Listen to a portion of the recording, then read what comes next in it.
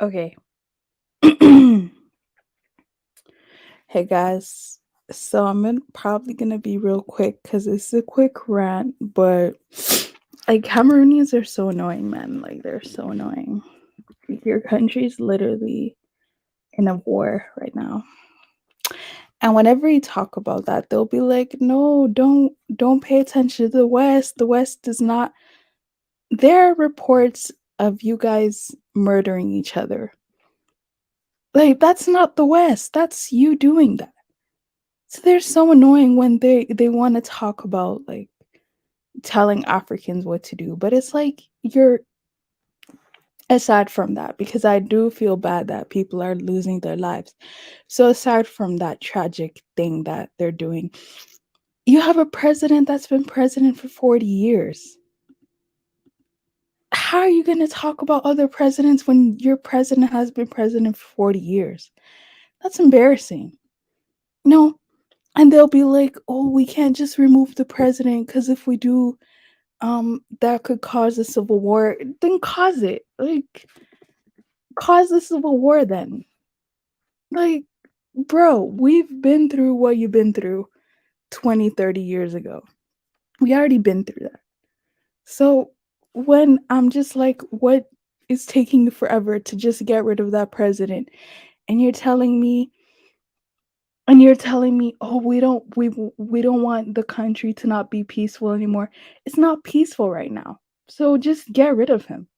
Like, it's so embarrassing when you talk to people and they're like, "You don't get it. You don't understand." I don't want to understand. I don't want to understand what it's like having a president for 40 years. I don't want to understand that ever. You know what I mean? Like a lot of Cameroonians that I speak to or have spoken to before, I haven't had really deep conversations with them. I'll be honest about that. But a lot of Cameroonians that I speak to, They they're, like, usually 30, right? They're in their 30s. I've never spoken to a super old Cameroonian.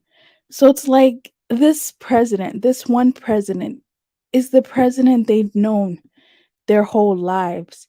So you could tell that a lot of them, they don't feel like doing anything because, like, this is the only president you know. So it's like you might have grown up with this president. So this president might have paternal paternal type of bonds to you. You feel like this is your father when this guy's literally stealing your money every day.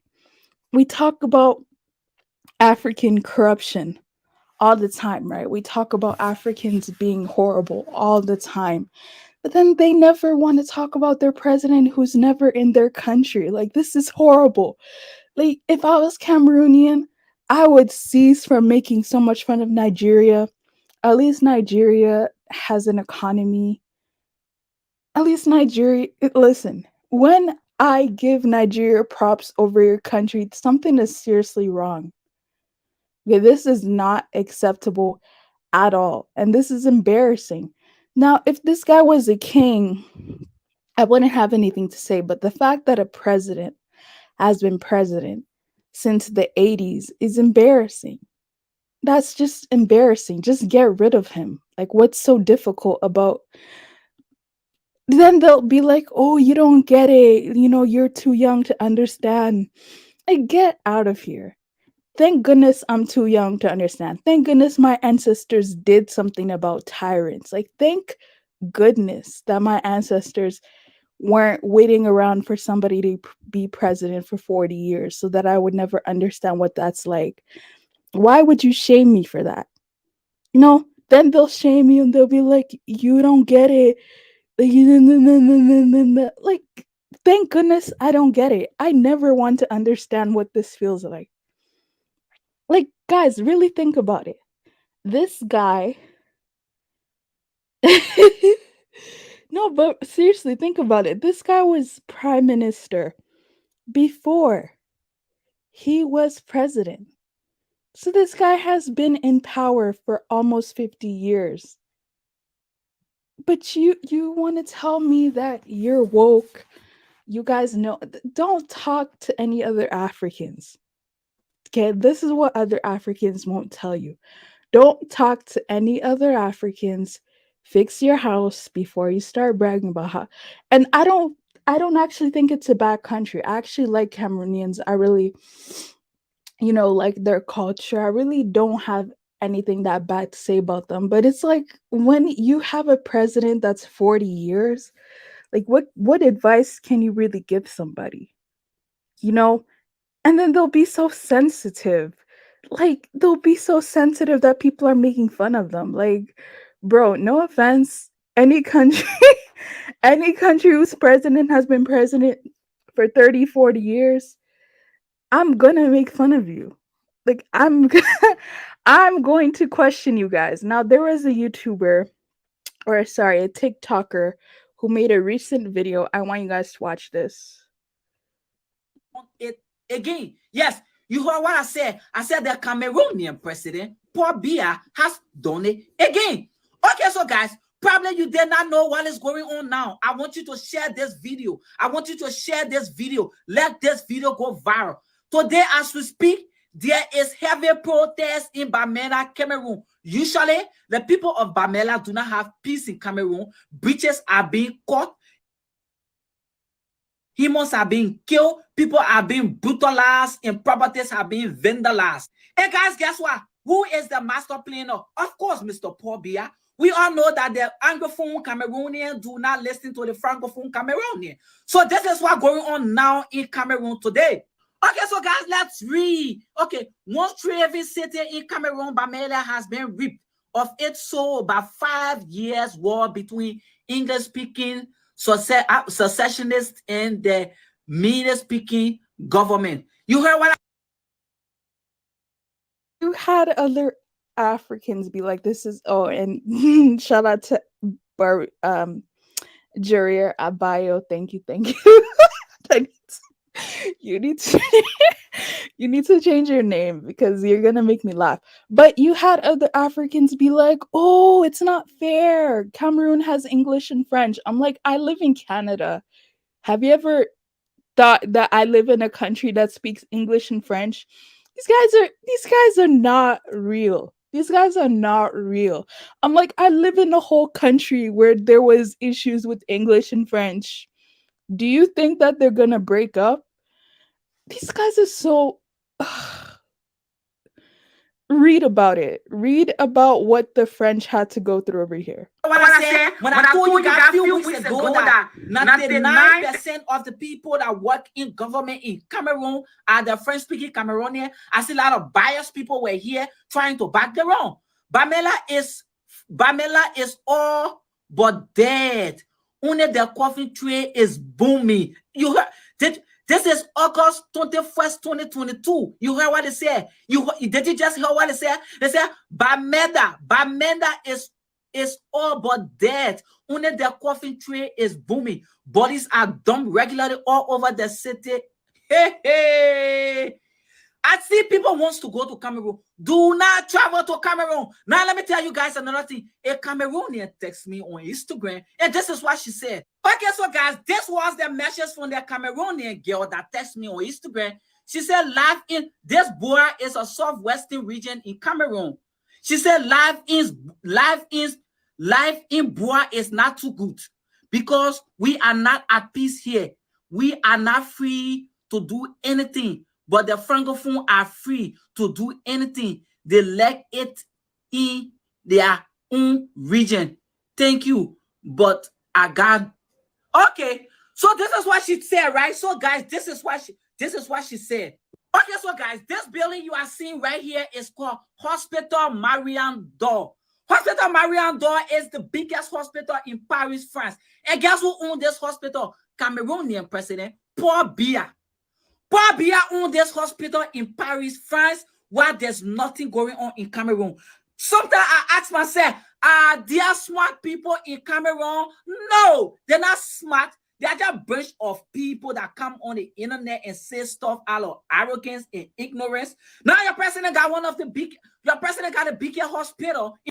Cameroonian President Paul Biya has done it again. Yes, you heard what I said. I said the Cameroonian president Paul Sorry, guys. Let me know if you need somebody to translate. That was a thick Liberian accent, but basically what he was showcasing in the video is there are, I should say, let me pretend like I know how to speak English. There are killings. There are serious killings going on, massacres, really bad things happening to the English speaking population, who's about 20% of the country, right? So these English speaking people, I guess they want their own rights. There's nothing wrong with that, right? But it's interesting how people are finding time to get rid of each other. But none of these people want to get rid of the president. I literally ask random Cameroonians, why is that guy still president? And they just come up with every single excuse in the world. Every single excuse. They'll be like, "Oh, he's too old. He might as well die." They just I'm just like, are these people real? Like, what happened to your constitution? How is somebody allowed to be president for 40? It's just like I don't get it. I really don't understand. Cameroon, there's no excuse for this. This is really bad. Hold on, let me check something.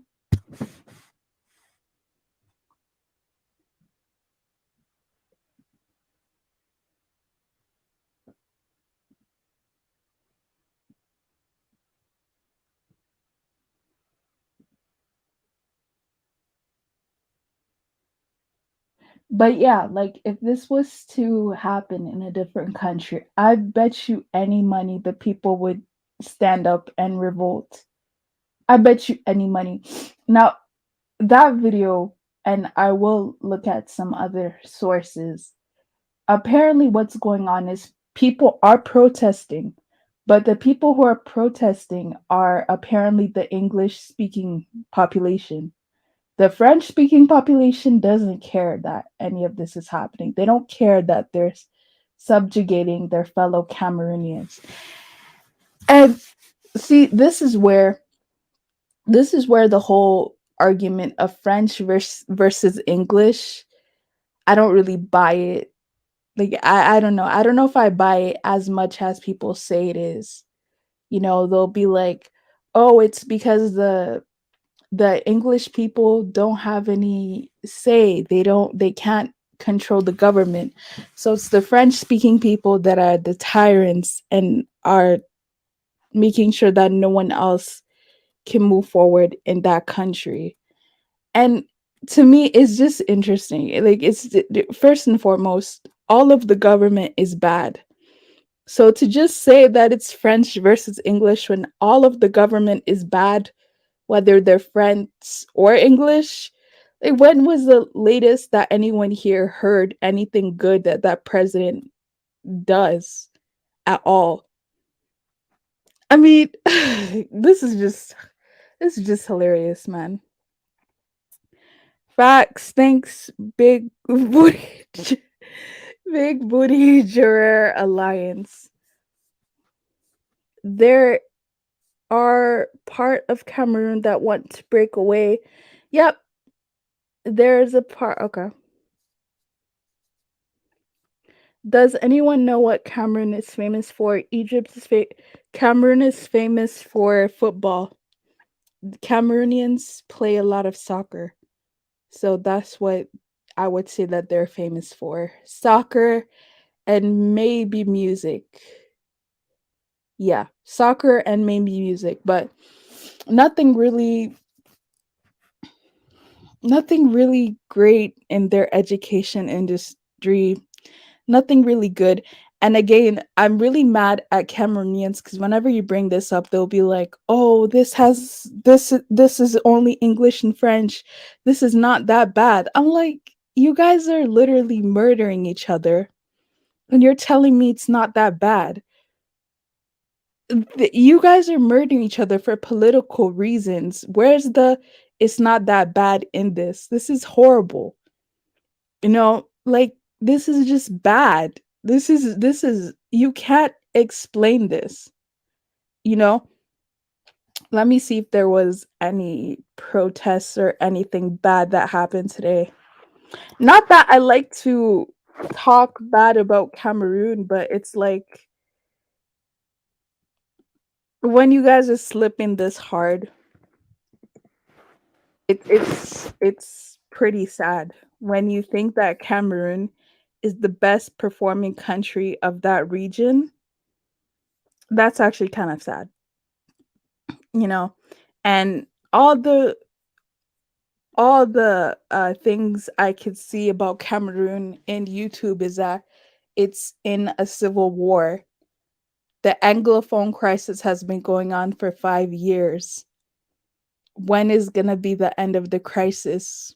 Then, like, when is Cameroon going to be united or appear to be united?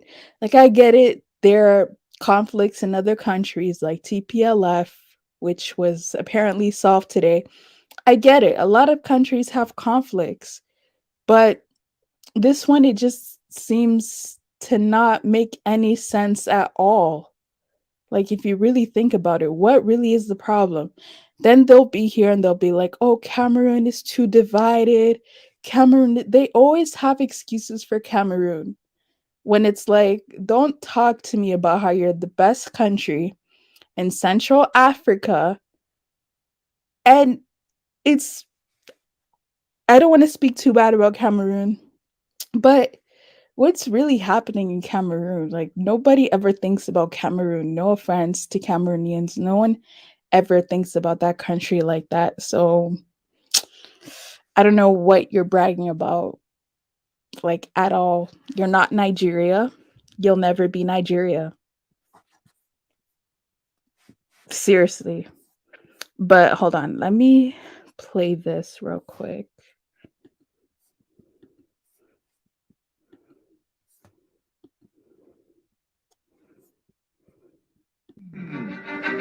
Boom.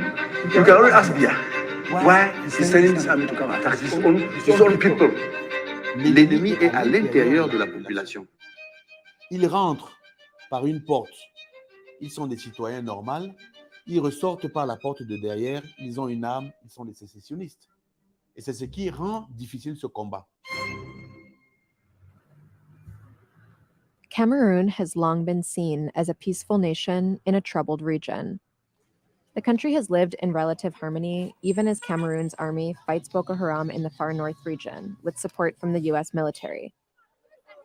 The Central African country is bilingual. The majority of Cameroonians speak French, and around 20% of the population are English speakers. But the English-speaking minority has long complained they are treated as second-class citizens. In late 2016, their struggle for equal rights turned violent. Now, the country is on the brink of civil war. Armed English speakers are fighting to break away from the French-speaking regions and create a new nation. They call it Ambazonia. European colonial powers largely determined Cameroon's borders. In 1916, Britain and France seized the territory from Germany. Britain controlled part of it, and France controlled the rest. In 1960, French-speaking Cameroon won independence, and the following year, the British-controlled regions were given the option to join Cameroon or Nigeria. The southern English-speaking territory opted to join Cameroon, and a bilingual country was born. All the Anglophones, they have a similar problem, the problem of marginalization, the problem of suppression, the problem of assimilation. There was no violence. They were just, I think the people also had enough with the system. So they had a choice to join Cameroon or to join Nigeria. They decided to join Cameroon. Now, 70 years later, now it didn't work. And now they want the whole world to support them being their own country. Cool. I'll support them being their own country. But you had a choice. Don't act like you were forced to be part of Cameroon. You chose to be part of Cameroon. That's the cold hard truth. You chose to be part of Cameroon. Now you want us, the rest of the international community, to back you up. No country is going to back up a secessionist movement where 20% of the people are there. No country's going to back that up. So now you have to ask, is Nigeria going to take you in or not? Because all these people talking about they want Ambazonia. How beneficial would it be to have a country that has, like, I don't know, what is the population of Cameroon? I don't know, I think it's 31 million population. So how beneficial would it be to have a country that's 3 million tops population? Like, oh, anyway, let me continue the video. them. So they just needed an outlet. 2 years ago, English speaking civil servants began protesting what they have seen as forced assimilation. Many feel that French speakers have consolidated power, excluding English speakers from government and cutting them off from economic development. The demonstrations snowballed into a larger movement. The government cracked down, jailing moderate leaders and killing some protesters. The movement now had to fall in the hands of people who were more extremists, who were more not only clamoring for the rights, but wanted independence. So that was how things just turned, to the worst. And as the violence grew, many with more moderate views were radicalized. I don't want Cameroon anymore. I want to fight for a new country. English speakers who support the cause imagine a nation where they control their own government and resources. Now, the national military finds itself fighting civilians turned armed secessionists. In Yaoundé, the capital, posters of President Paul Biya are everywhere. Biya, now in his mid-80s, has been in power since 1982. His administration's version of events is at odds with civilian accounts of what's happening in the English-speaking regions. L'immense majorité de nos compatriotes du Nord. So I paid, well, not, I don't pay a lot of attention to Balbia, but I've paid small attention in the past, and he has never addressed this, ever. So clearly he doesn't care, which is fine. Again, why is this guy still in power? Because he's benefiting from the turmoil in Cameroon. And I don't want to sit here and be like it's a huge war. It definitely isn't. But the fact that this is happening, they said that that country was so peaceful for ever since, like, for 40 years, and now, okay, actually the Ambazonia crisis started in 2017. So they're like, the country's so peaceful and now it's not peaceful because of this. I find that to be very interesting. Nord-Ouest et du Sud-Ouest sont des otages des séparatistes. Est-ce que vous savez, madame, ici, si vous avez 1000 personnes, une seule personne avec son Kalachnikov peut imposer son diktat à 1000 personnes qui se trouvent ici non armées. The secessionists, often called the Amba Boys, are mostly young men, fighting in the bush, often with little more than hunting rifles and spears. Since the violence broke out, many English speakers have accused the military of committing human rights abuses against civilians. Instead of targeting separatists, they claim the military is burning down villages and killing innocent people indiscriminately. The government, meanwhile, accuses separatists of attacking security forces and terrorizing civilians. Madame, on ne peut pas combattre dans le nord-ouest et le sud-ouest si nous n'avons pas la population à nos côtés. Quel intérêt aurions-nous à nous mettre à dos la population? Sur le plan stratégique, c'est une initiative qui est complètement suicidaire. Vous voulez dire que l'armée camerounaise n'a jamais brûlé un village en zone anglophone, n'a jamais tué des civiliens? Non, je n'ai pas dit ça. J'ai dit que l'armée camerounaise a brûlé des camps de sécessionnistes. Ne pensez pas, vous, que quand on va rencontrer un camp des Ambazoniens, en pleine forêt, on ne va pas le brûler, on va le brûler. Mais l'armée n'a jamais non, trouvé les civiliens et du tout, tué ça. Okay. Du tout. Ça, c'est les pratiques des terroristes. Aujourd'hui, la population commence à comprendre où est son bien-être. Hundreds of civilians have died and 500,000 have been displaced, according to human rights groups. I have 7 children, all distressed. Even up to now, I don't even know where some of my children are. Man, but if they see any young boy there, they can shoot him. They say he's Ambazonia. The military people will shoot him.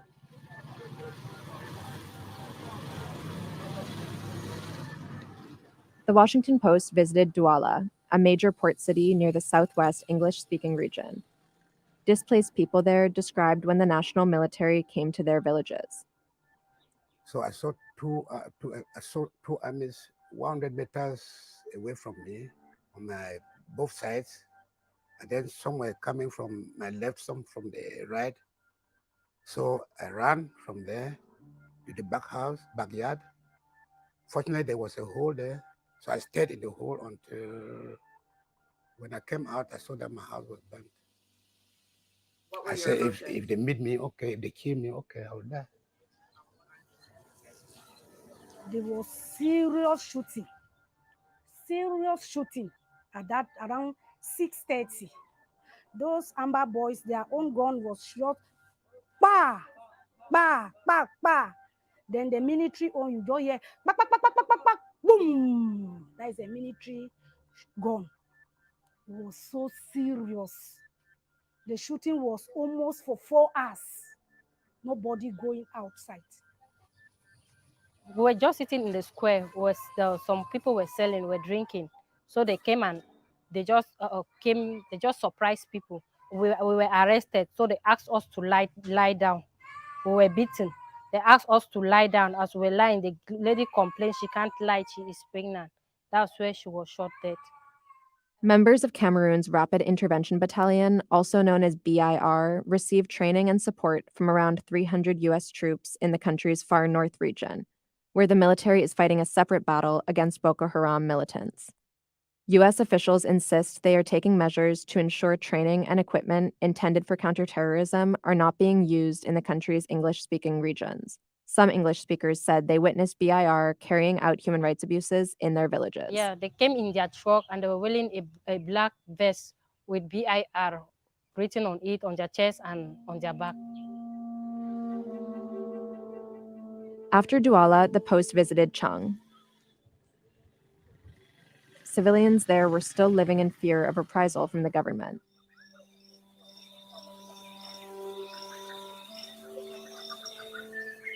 Witnesses shared this cell phone video with the Post. It appears to show Cameroonian soldiers setting fire to buildings in an English-speaking village called Azi last April. In a separate investigation, the BBC matched the location in the video to satellite imagery consistent with fire damage in Azi. I saw in my eyes the military with the armored car. They stood a very long distance. They stood in Azi. One grandmother was running. She could have been around by 90. She was trying to escape. The shoot came and got her on her back. She just fell and died on the spot. The way the grandmother died, because they couldn't enter like this. Behind here, there was a very big hole. Their problem, the military in Cameroon and La Republic, their problem is just that immediately they realize that you are from the English-speaking part of the country. You don't deserve being alive. That is their problem. In response to the specific testimony included in this report, the Cameroonian military said the allegations were false and that they amounted to propaganda. The Post was unable to independently verify civilian testimony of military abuse, but human rights groups have reported similar accounts from the regions.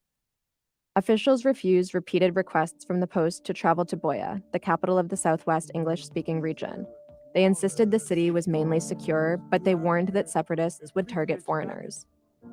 Access to the English-speaking areas is increasingly limited, with military checkpoints established between the regions. Disinformation campaigns from the separatists and the government have made it more difficult to differentiate fact from fiction. Eventually, a local journalist filmed these scenes in Buea for the Post. This is what the city looks like on a calm Thursday. But, the journalist told the Post, on Mondays, these same streets are empty. Only security forces are outside. For the past 2 years, the English-speaking regions have observed a ghost town protocol on Mondays. Schools, shops, and businesses all close. Ghost towns originally began as a peaceful protest. Now, the journalist says, civilians don't leave their home out of fear of retaliation from both the separatists and the military. Si les gens adhèrent à votre vision, vous n'avez pas besoin d'utiliser la violence. Il faut qu'ils brûlent les boutiques, il faut qu'ils amputent les gens, il faut qu'ils empêchent par la violence aux enfants d'aller à l'école. Ça atteste donc de ce que c'est par la violence, par la terreur, par l'intimidation qu'ils veulent, qu'ils imposent leur doctrine sécessionniste. You cannot ask the government to sit round table with people and to negotiate the split, the amputation of the nation. This can never take place and will never take place. English speakers don't know where their future lies. Many fear the separatists are fighting a losing battle. Many simply want to return home. Others are willing to take up arms to defend the dream of Ambazonia until the very end. There's no turning back. There's no turning back. There's no turning back. No one day.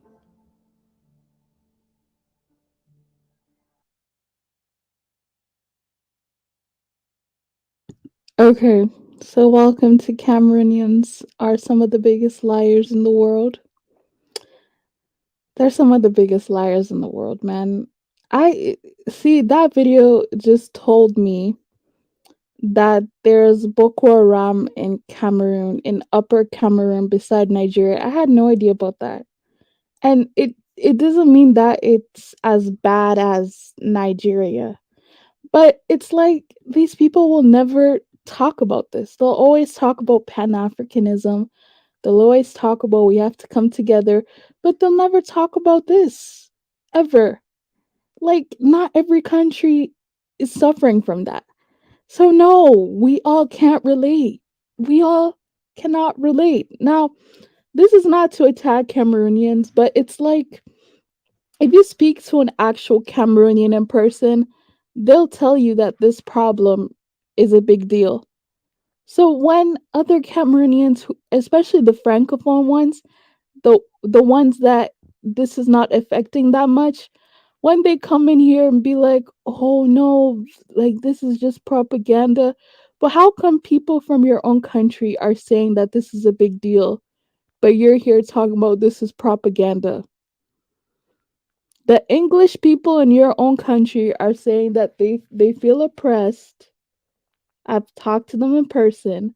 But then the French speaking ones are like, no, they're just making this up. How can somebody just be making this up? How? Like, how? You know, if you want to say they're exaggerating, I'll take that. But to say that they're making it up, that it's not true, there's no issue going on in Cameroon, please. The fact that you have a president for 40 years means that there's a huge, serious issue. Because if you look, I'm not saying that other countries are perfect, by the way, but we're not suffering through what you're suffering through. And if we did suffer through what you're currently suffering through, it was a long time ago. It's not now. It's not. We're not at the same we're not going through the same thing. I'm sorry. Right? Look at this independence march. Look at the Cameroonians being so loyal to the country that now they're saying they don't even care about. But these people will always wave their flags. They'll always be like, Viva Cameroon. But then they're, on one hand, they're here talking about, I hate that country. Like, can you make up your mind? Can you be honest for once and tell me what's really going on? Okay, so let me go down here. Yeah, congrats to TPLF. I'm not as convinced that TPLF won't come back, but congrats, at least they came to an agreement, you know?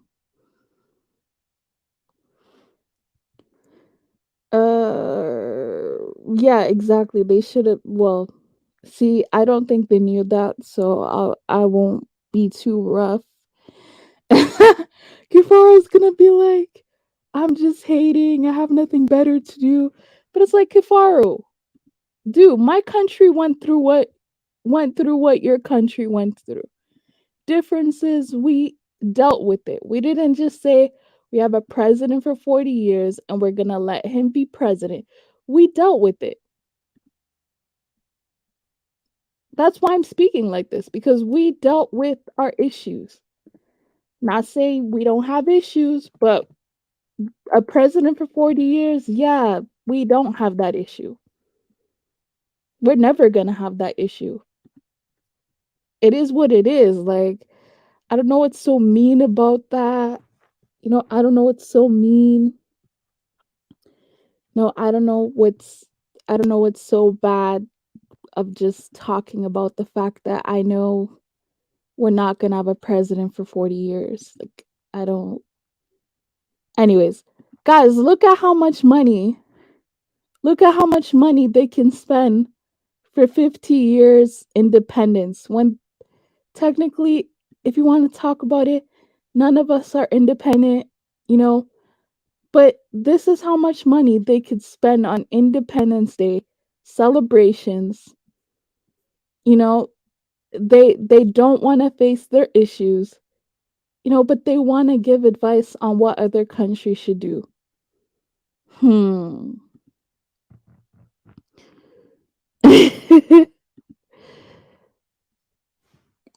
I actually don't think they're awake. In London, UK, there was a big demonstration many months ago with Tigray Ethiopian community. I think they want to break away from Ethiopia and be independent and have their own country.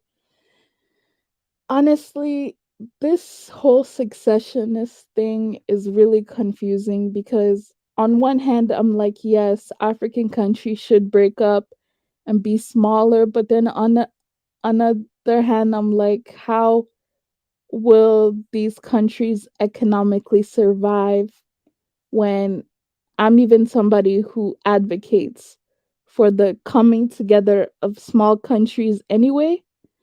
So I feel like some of these successionist movements, if the country is less than 10 million, like so if the tribe is less than 10 million and there's no resources in their area of the country, then what really is the point in them splitting up? They're gonna be poor. Is there's no point. Like, I don't know. It's, Africans will always talk about they want self rule, they want to rule themselves, but all your countries are doing bad anyways. So you're telling me you want 10 bad countries instead of one bad country? It's like, anyways, let me see. Okay. Yeah, I'm clearly doing that to troll the Cameroonians, but I'm also speaking truth. I think I am, you know. They should have joined Nigeria. This is one of the times I have to agree with you. This is one of the times when being with Nigeria is actually not even that bad. Anyway, all of these African countries are trying to break up. South Sudan was one of the most recent countries to break away from Sudan. Pan Africanism doesn't seem to work and failed to unite African countries. Yeah, no comment on the Pan Africanism part, no comment. Meanwhile, Biafra will probably break away from Nigeria in the future. Yeah, these Nigerians need to stop, forgive each other for the Biafra war and move on. Just move on. Anyways, damn, so people speak foreign language, English, French in villages. That's really sad. Actually, no. In their villages, they speak their local language. But yes, when they see other Cameroonians, they have to speak either French or English. Fun fact, in Cameroon, you know how in many countries you at least have the news in your language, in a popular language.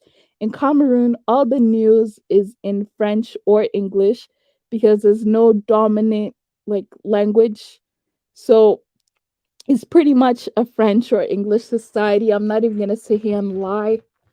The things I hear, see, because with other countries, at least they can speak their local language. Like there's a local language to fall back on.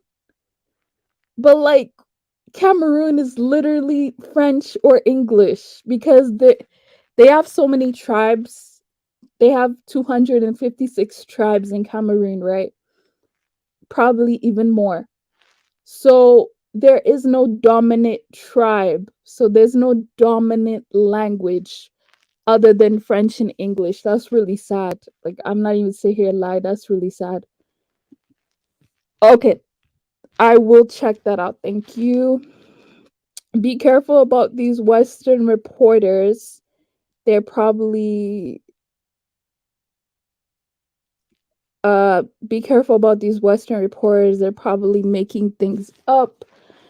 You know, I they might be exaggerating a little bit more. I can admit that.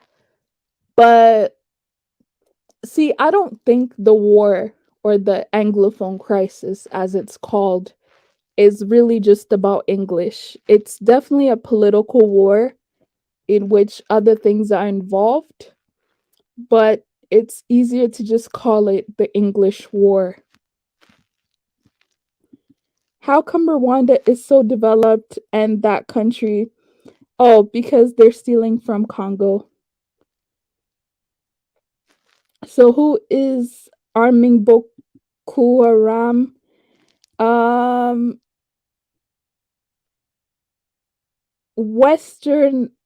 primarily Western influences are arming Boko Haram, but you'll be shocked. There are a lot of generals in these countries that also get kickbacks for not doing anything about it. So Boko Haram is not just an external thing, it's also internal as well.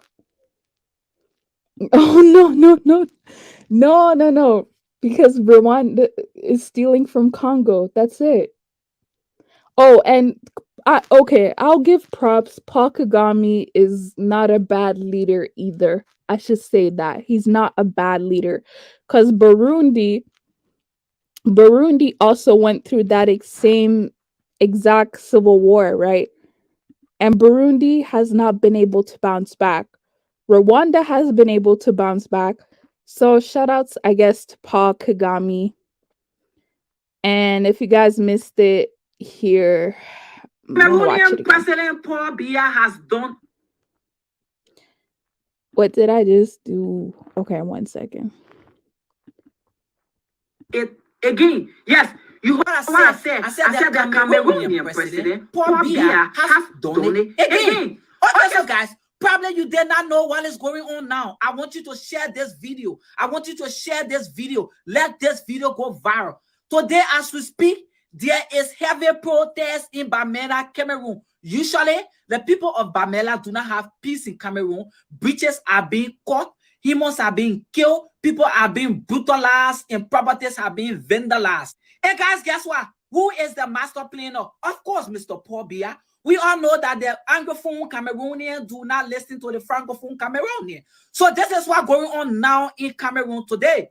Okay, so guys, let's read. Okay, one Trevi city in Cameroon, Bamenda, has been ripped of its soul by 5 years war between English-speaking secessionists and the Medes-speaking government. You heard what I said? When I told you guys a few weeks ago that 99% of the people that work in government in Cameroon are the French-speaking Cameroonian. I see a lot of biased people were here trying to back them wrong.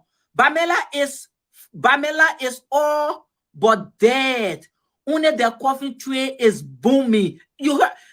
This is August 21st, 2022. You heard what they said? Did you just hear what they said? They said Bamenda is all but dead. Only the coffee trade is booming. Bodies are dumped regularly all over the city. Hey. I see people wants to go to Cameroon. Do not travel to Cameroon. Now, let me tell you guys another thing. A Cameroonian texted me on Instagram, and this is what she said. Okay, so guys, this was the message from the Cameroonian girl that texted me on Instagram. She said, this Bora is a southwestern region in Cameroon. She said, life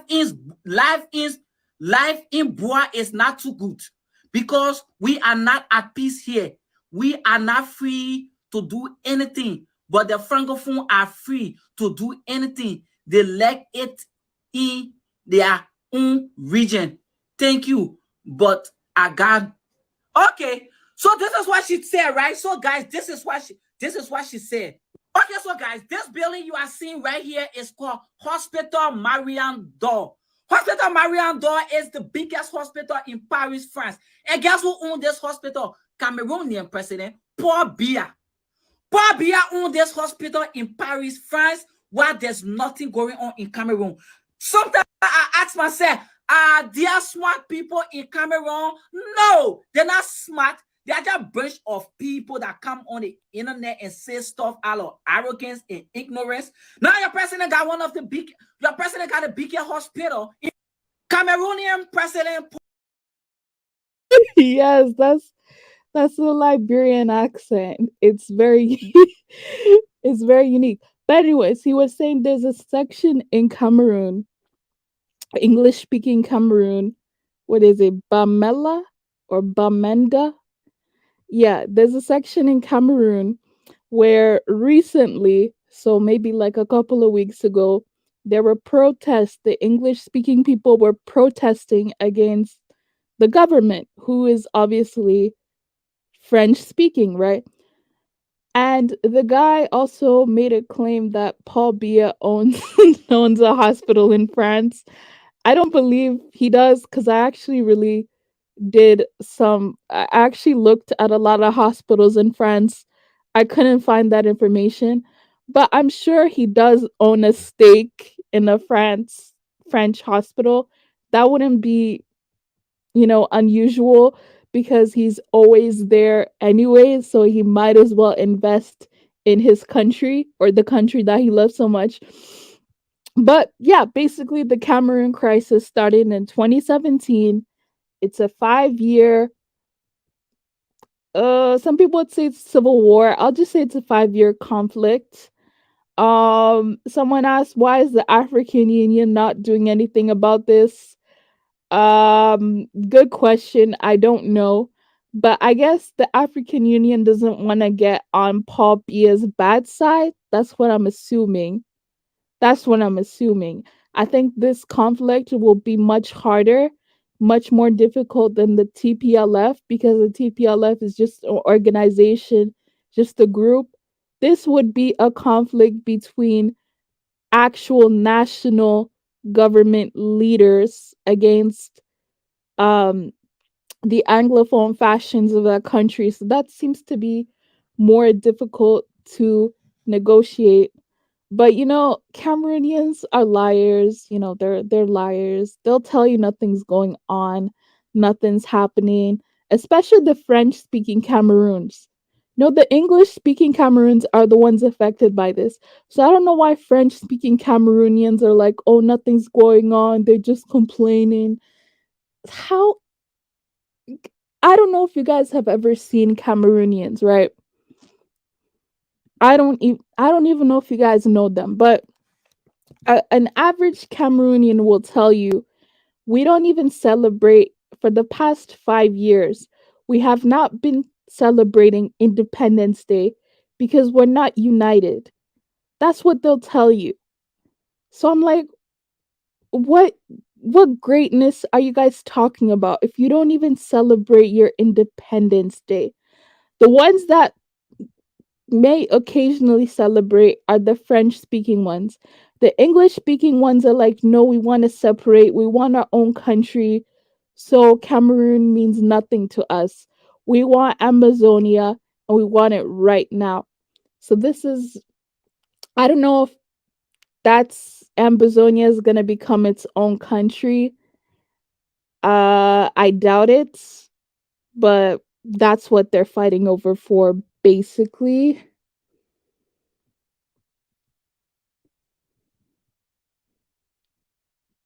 Okay, let me see what you're saying.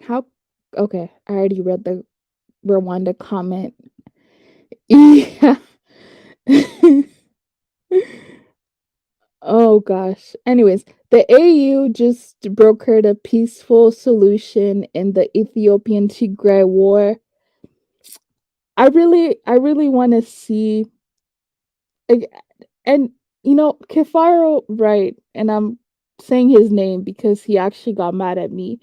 He He was like, the African Union did something good. And I'm just like, I don't know about this, especially the fact that the African Union is behind this.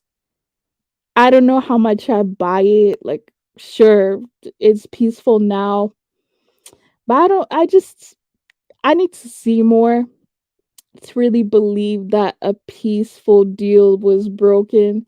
I just need to be a little more convinced because African Union takes direction from the West. Yeah, African Union's not independent. So why would African Union broker for this? Is there a clause? Is there something that we're missing? Is there something that we didn't read in the paperwork? That's why I'm not that excited about African Union being involved in any of this.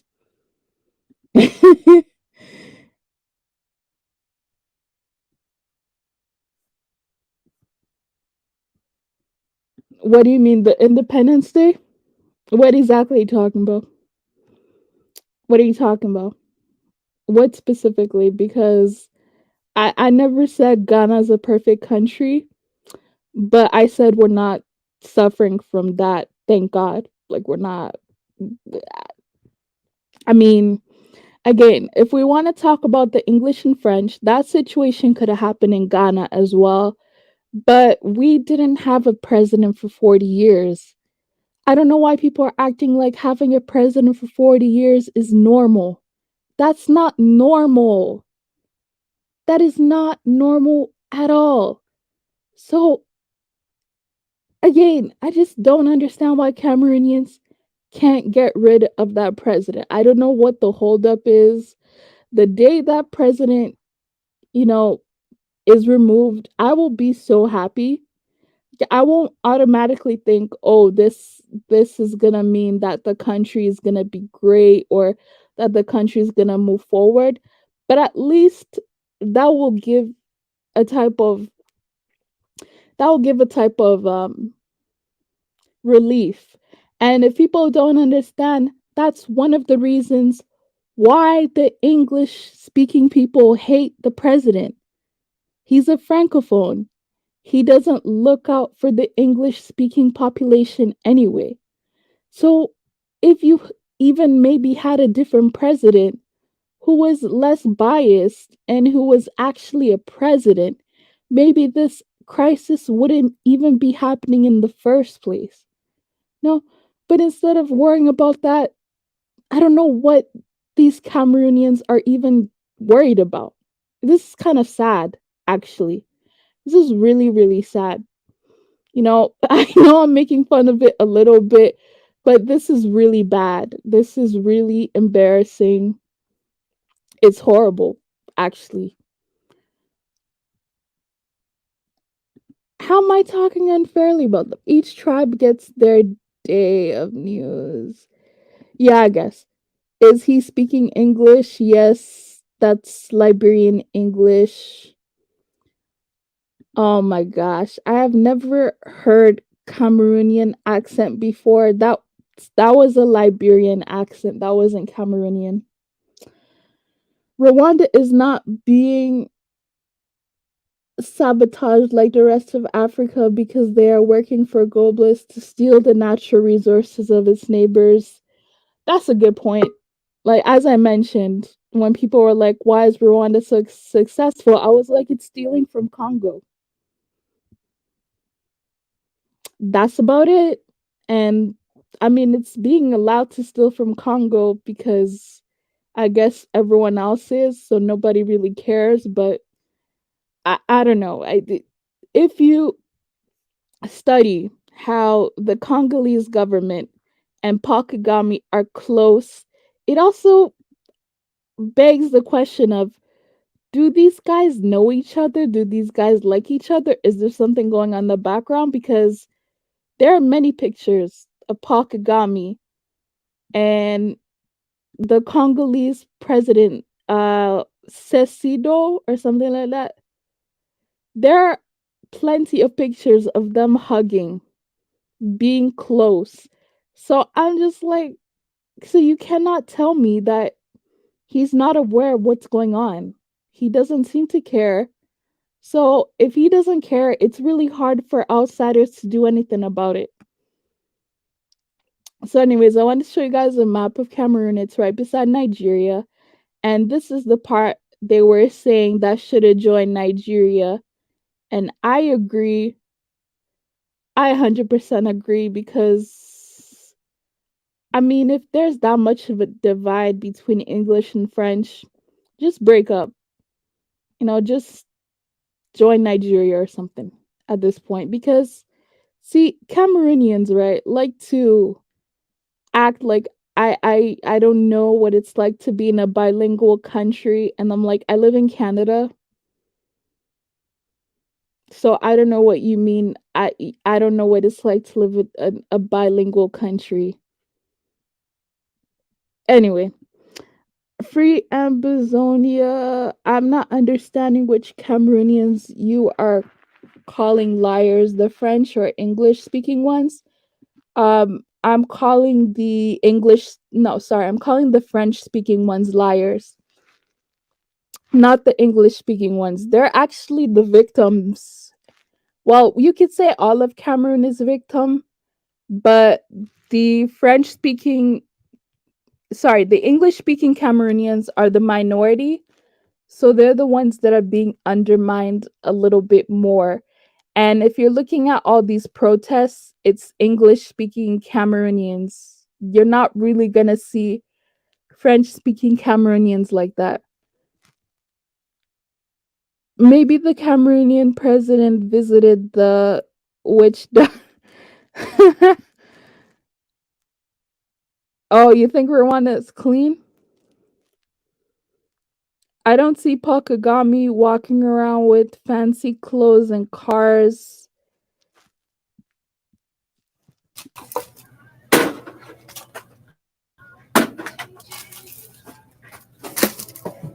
Yeah, hello?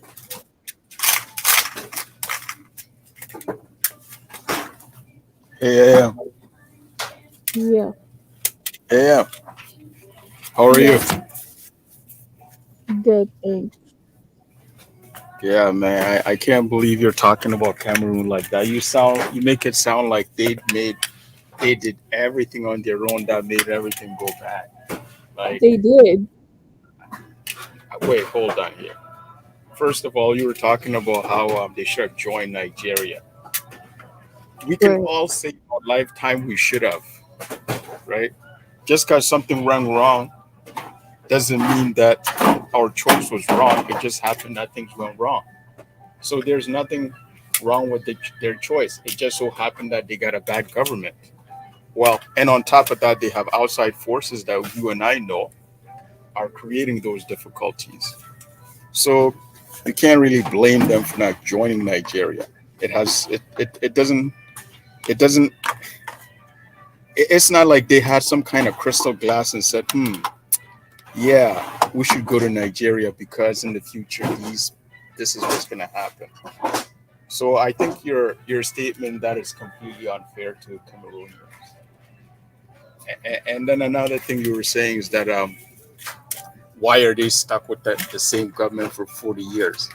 It's like saying then why is most African countries stuck with the same government for 40 years, right? Like most African countries are stuck with the same old government. For example, Uganda, they're stuck with the same guy for so many years. It's not like they want to get rid of them, but they don't know how, right?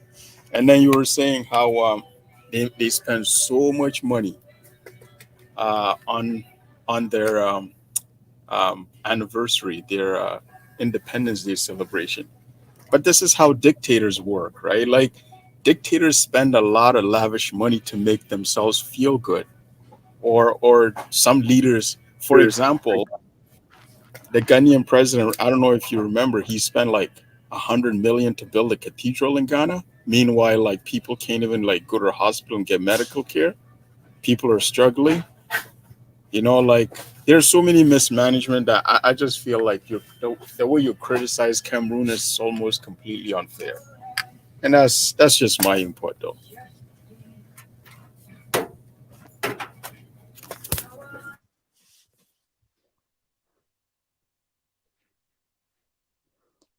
Yeah.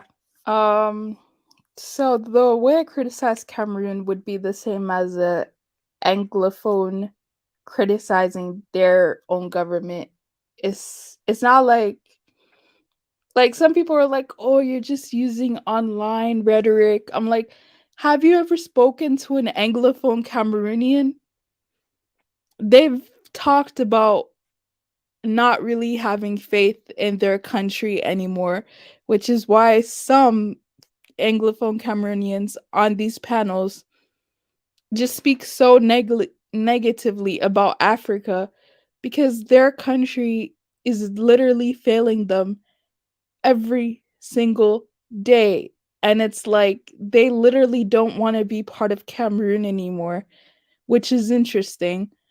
Um, I don't know. It's very understandable, though. It's very understandable, and I can say that that's why some people don't have faith in Pan Africanism, because they see so many failures that they just lost faith and they lost hope. And it's common. It's a very common human way of dealing with situations when they feel like there's no worth. It's no longer worth fighting for, right? And I don't blame them for being anti Pan Africanist, but at the same time, I know why they do that.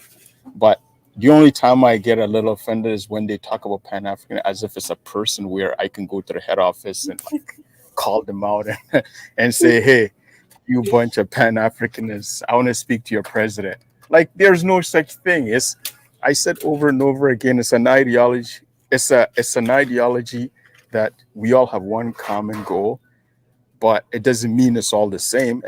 Everybody has like their own idea, and it's not about it being right. It's about it's about just having the faith of being able to like do one battle, to fight the one battle. It doesn't matter if you and I don't agree. We just know one thing, that is we have a problem. That's all that matter. However, people keep attacking Pan Africans, saying that they're doing this, why they're not doing that, as if like they're even doing anything. How are you gonna criticize me when you're not doing anything either? They think that, well, if they start a farm or open a restaurant, they're contributing while the Pan Africans are talking. Meanwhile, like the Pan African is just like you and everybody else, and who wants to do good for Africa. They do their thing. There's You cannot pinpoint who's doing what and who's not doing what, because they come in all shapes, size, color, everything, right? So I completely understand why these communities feel that way, and it's easy to explain. That is, when people lose faith about the way things are going, things are not working out, they'll often give up because they feel like it's no longer worth fighting for. And these anti-Pan African are a perfect example. And now they're making it seem like Pan African are a bunch are a race of different ethnic groups in Africa who are messing up everything, or they're just talking and not doing it. So, so yeah, I feel the Cameroonians, and I completely understand them. Do you think that um that Cameroonians and also Ugandans should get rid of their presidents?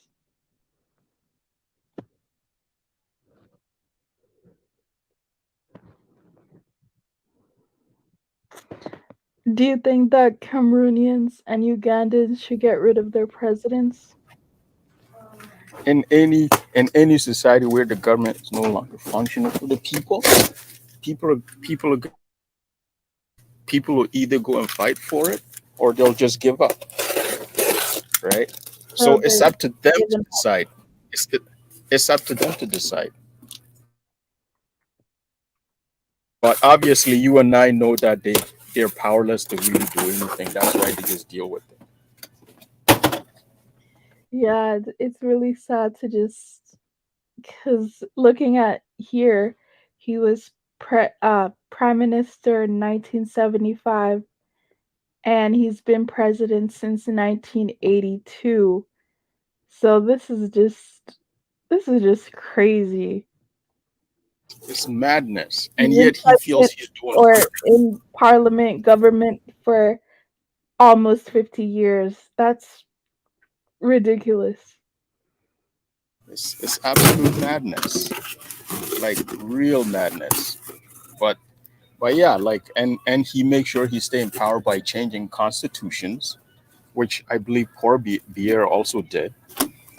And we all know another thing. Paul Bier is not really a president. He's just a French puppet. Like that's why the French, they're the same people who talk about human rights, but but it's funny how they're also the first to completely ignore what's happening there, right? Yeah. Completely, not even saying a word, right? So he has their backing. And also, you mentioned how the US was sending weapons to train. Like, isn't that weird? Like, instead of like trying to broker peace, you're sending weapons. How does that work? So you know that they're also in it. And they're specifically trying to destabilize the region. That's all there is. There's no such thing as helping. It's just destabilization. That's all. Yeah, no, definitely. Let me see Cameroon GDP.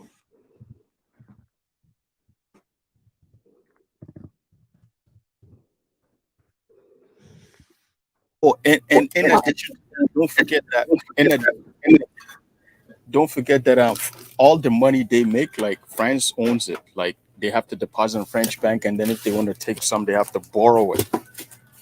So that's another issue. So how do you have money to build your? So so there's no money to actually build the economy in the first place.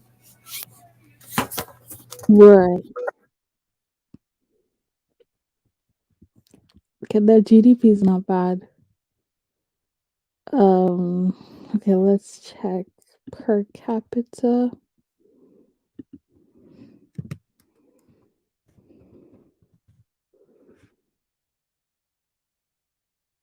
Oh, okay, that's not bad either. Actually, really not bad. What is it 1,661. per person? The Yeah, average? yeah. That that sounds too hard to believe. But if that's what it says, okay. And their population is well, I wouldn't say it's very small. It's medium size. It's 27.2 million.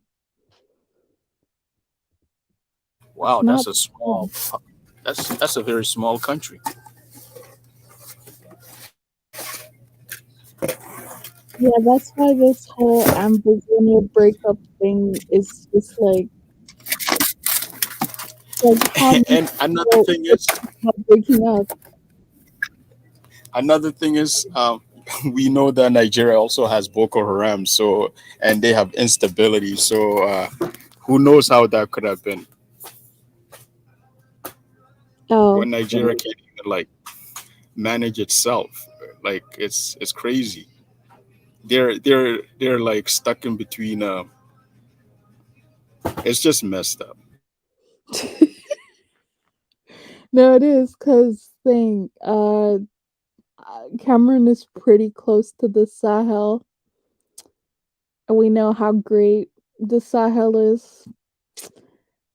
I mean, the Central Africa is actually doing pretty well, except for uh DRC, but Central Africa is doing pretty well. And Nigeria right beside it is uh I mean, Nigeria is just I don't even know, whatever. Like we'll just say it's whatever. Um In my opinion, if they want to fix their problem, they gotta stop letting these foreign, so the UN, and they have to stop letting all these foreign, because this is how the weapons and the things are getting transported in. That's the only way. And before you were saying, I agree with you when you said the African Union, they're they're taking dictation from the West, right? And that's yeah. exactly why. That's why it's so weird because if if you remember when Mali kicked out France, right? How they were quick to tell the African Union. All of a sudden, the African Union was acting on emergency. It was like weird. And then you see other conflicts, they're not even saying anything. Like it's almost like they are told not to do anything. You know what I mean? It's Yeah. weird when they come out and talk. It never makes any sense whatsoever. It just doesn't make sense. So technically, I honestly feel like either they don't know what to do or they think, oh, I should mind my own business until like the West says, oh, by the way, there's a problem here. We want you to say something. And then they're like, oh, right. Yeah, right. You know, but the way they react to situations is just weird. You cannot make sense of it except to believe that something is up. Yeah, I believe that's what's happening as well. I believe that in this particular situation, um, the West doesn't really want them to do anything because, again, this is a country that is tied with France. So it is definitely helping them. This instability and Paul Biya being, a resident of France. I don't really think that the African Union really can say anything and that France Exactly. doesn't want African Union to get involved. Exactly. Otherwise, they would have got involved very quick, just like when the Mali kicked them out. They would have got very quickly, you know. Yeah, And but you exactly. see, but there's something funny about the situation in Ethiopia with them, right? I think the reason why Ethiopia, like, even without the support of the African Union, they fought the militias and seemed like they're doing well. I'm suspecting maybe it's because they aligned themselves with Russia and China so much that the West is maybe doesn't want to do something, like they don't want to overreact.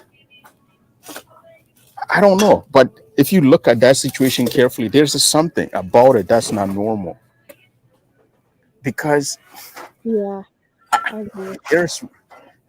because I feel like the way the Ethiopians are able to fight strongly to get rid of this puppet uh, rebel group, if that happened in like let's say Nigeria or other places, I don't think the West would have probably gone in harder because they don't really have that strong relation with, like, let's say Russia and China.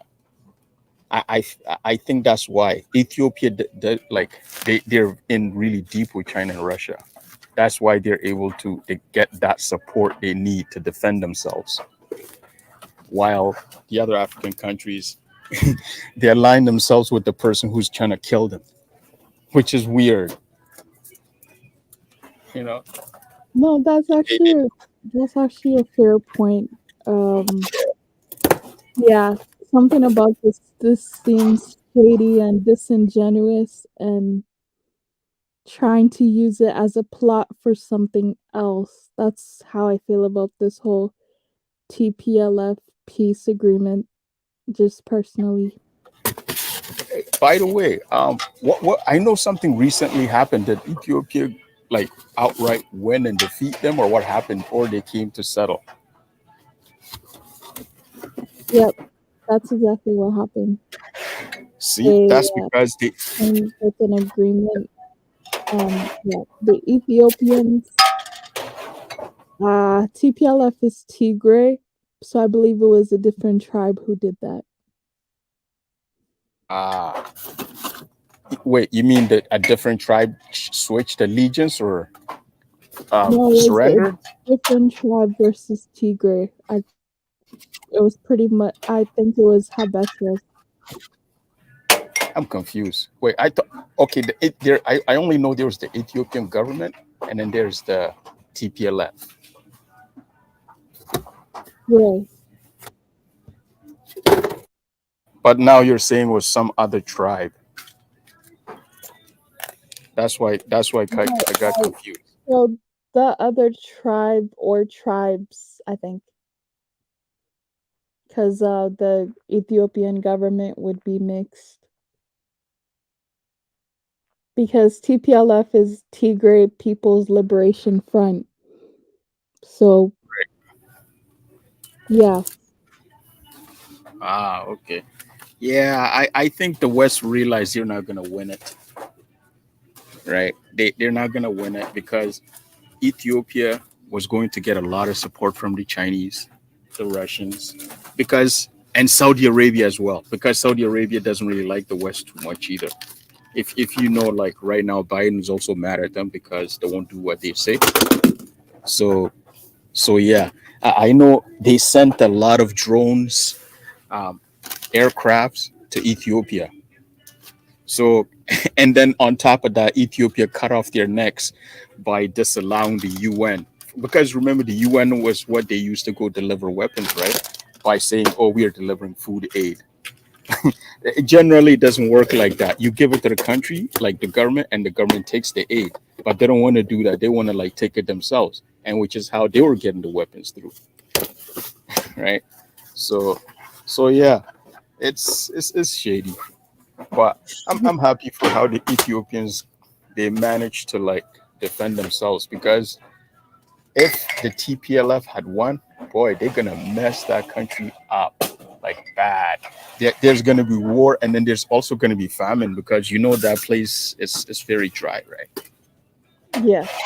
It would be extremely devastating. So you could probably say they averted like mass like uh, uh problems, man, like huge problems by just winning that war. Catastrophe. That's what I was gonna say. So Yeah, congratulations to them. I don't like all I don't really know much about TPLF, but all I know is that it's a separate government move, or well, not government, but it was a separate secessionist movement that was using violence to get their rights heard because they are a minority. Or I don't know if actually I'm not sure if Tigray is a minority, but definitely in government they're a minority. TPLF is Meaning, Tigray. yeah, Yeah, yeah. TPLF is So I don't Tigray. know if they're a minority.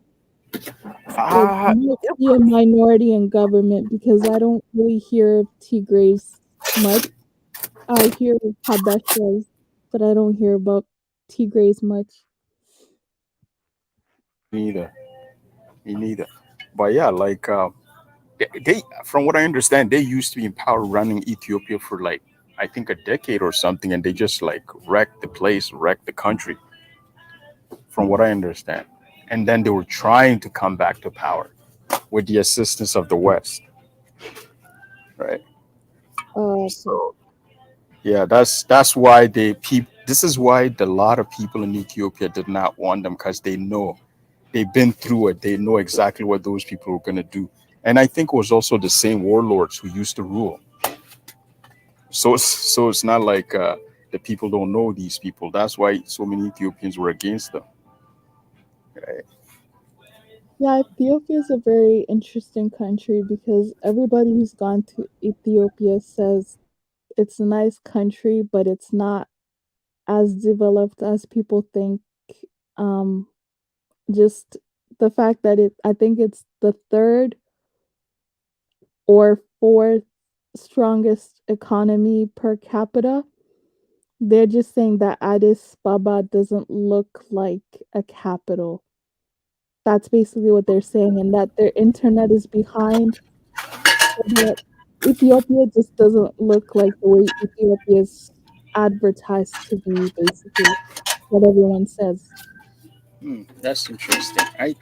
I don't know. I seen what I see in the internet. I thought it looked like they did pretty well after they got out of that last decade of war they were in. So that's quite interesting. If they're not as developed, but either way, they were moving. They were doing well, man. They were doing pretty well, right? Like compared to many other African countries, they were coming up, especially with their president. He was really for the people, right? And I think within the like maybe 10 more years, he would have developed the country even better. So Yeah, I it's don't know quite what interesting. it is, but having a population that big, it kind of makes sense why it's not that developed or not as developed as it advertises itself to be. I would actually really love to go there one day. Right. I would actually love to go there because it's an interesting country. I think it's the only country most of us West Africans know. So when the Ethiopia, Somalis, yeah, so when the Somalis and the Rwandese come and try to talk shit about how we just don't like them, I'm like, but we don't even know you. We barely know you, right? yeah, I've only like my first introduction to Horn Africans was Ethiopian. It's Exactly. always been Ethiopian because I went to a Catholic school, so I just they were in my school. I didn't meet other Horn Africans until I went to university. What? That's weird, man. There's so many of them at Danforth here. Is you will find all the Ethiopians here. That's Yeah, I I think. went to school with Ethiopians, so I know them, but I mean Somalis and other people, I didn't really meet them until much later in life. Oh, yeah, I think I met Somalis in high school. That was my introduction to them in Canada. But before then, I didn't even know that they existed. No, seriously, I didn't. In Ghana, like when I was in Ghana, it's not like they show different um, African countries like that. It's like they report on their own. They're just not. I just let's put it this way. I didn't see anything. The education system is stupid there, right? Yeah, I So only saw other West Africans. I only saw other West Africans. I didn't even know about South African or other Africans. exactly, exactly. Yeah, exactly. Like I knew about South Africa. Um, I think after it was like, yeah, exactly. About I never met one. I did hire one to do a job for me. Um, but yeah, I never really knew them. It's hard to meet them. I've Oh, seen a white South African, but I've never met a black South African, which is okay. weird. All right. Thanks, MS Delta Guy. Top 5 economies of Africa: South Africa, Nigeria, Egypt, Kenya, Morocco. Never mind.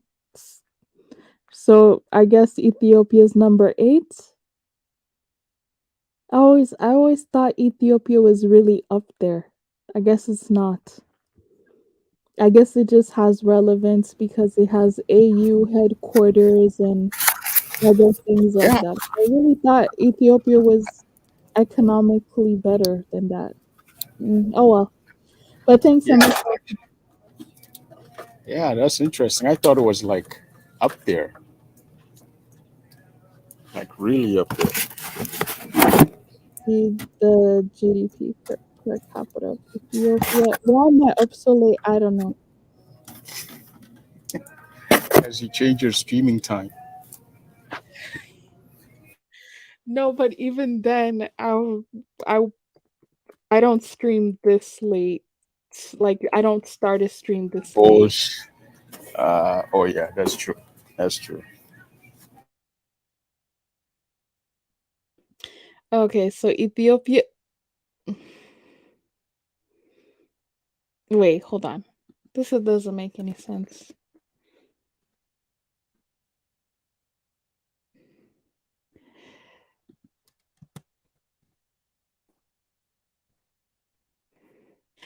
Okay, their GDP per capita is $943.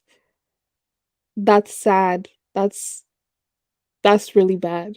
I'm not even gonna sit here and lie. Actually, Not even actually, it doesn't have to. $1,000. Actually, 900. Actually, I'm gonna have to disagree with that. I think compared to the rest of Africa, I think it's actually good if it's true. No, it's not.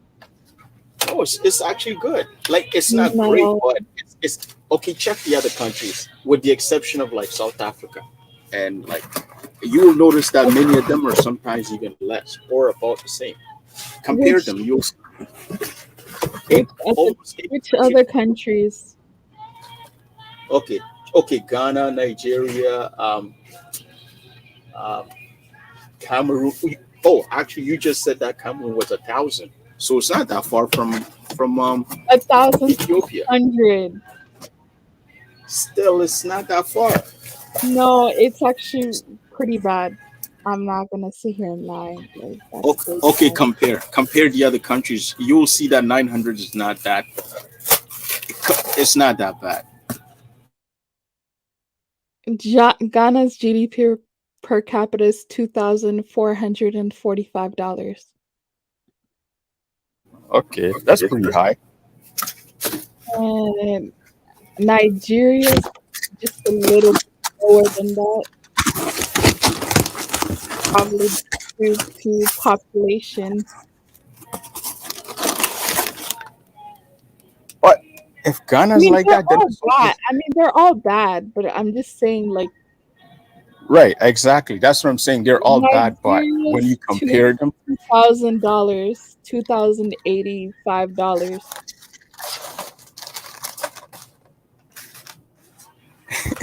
if this is dollars, it's not great. It sounds like it's the same as the low income Canadian. Then Thanks, MSL to God. But that's see, this is the thing. Like, I I'm saying it's pretty bad, but it's not. On African standards, Nigeria's GDP per capita is pretty good. yeah, it is good.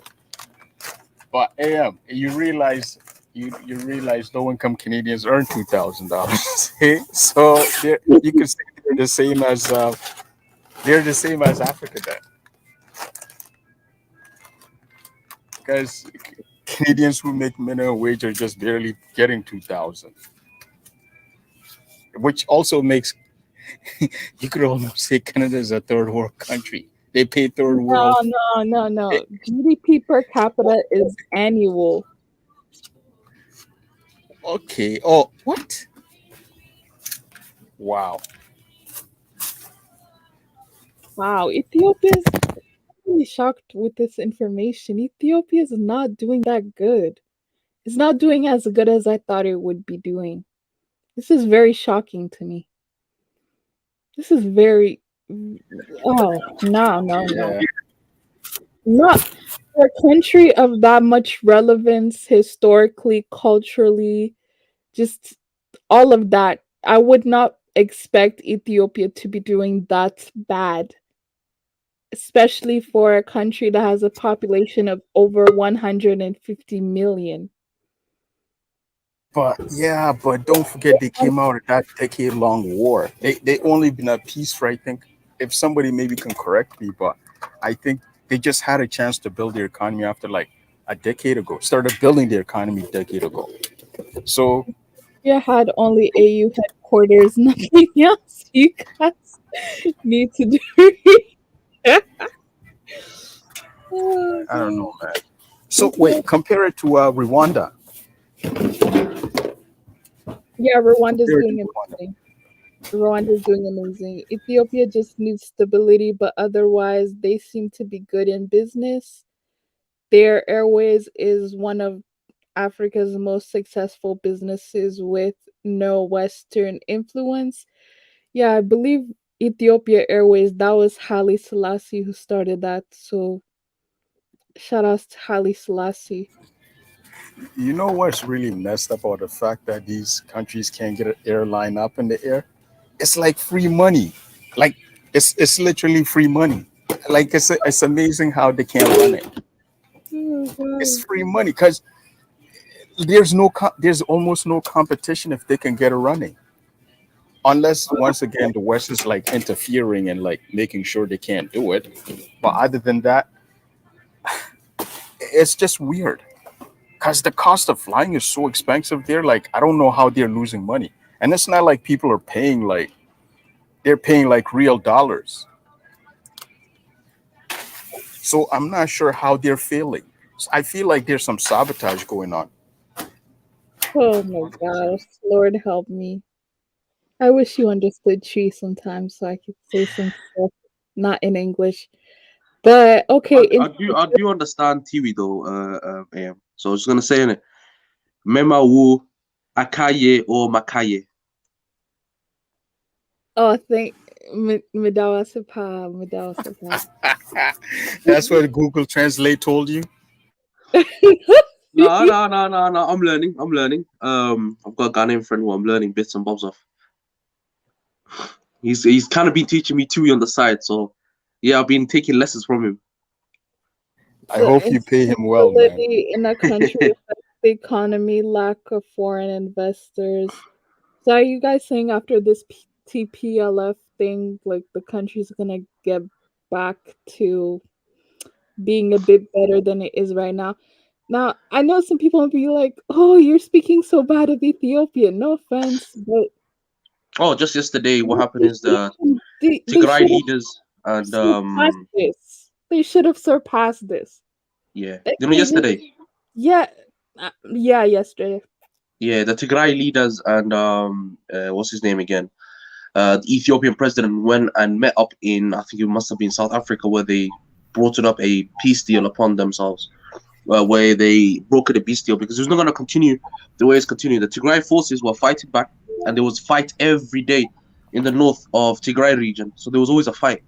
So what they needed to do is they needed to quell this fight because again there was so many displaced Tigrayans. There was again there was fighting from every part of that north, and Tigray were not going to give up, man. They for the 30 years they were in charge of Ethiopia. They've been securing themselves weapons all over the country, so they were kind of prepared for this.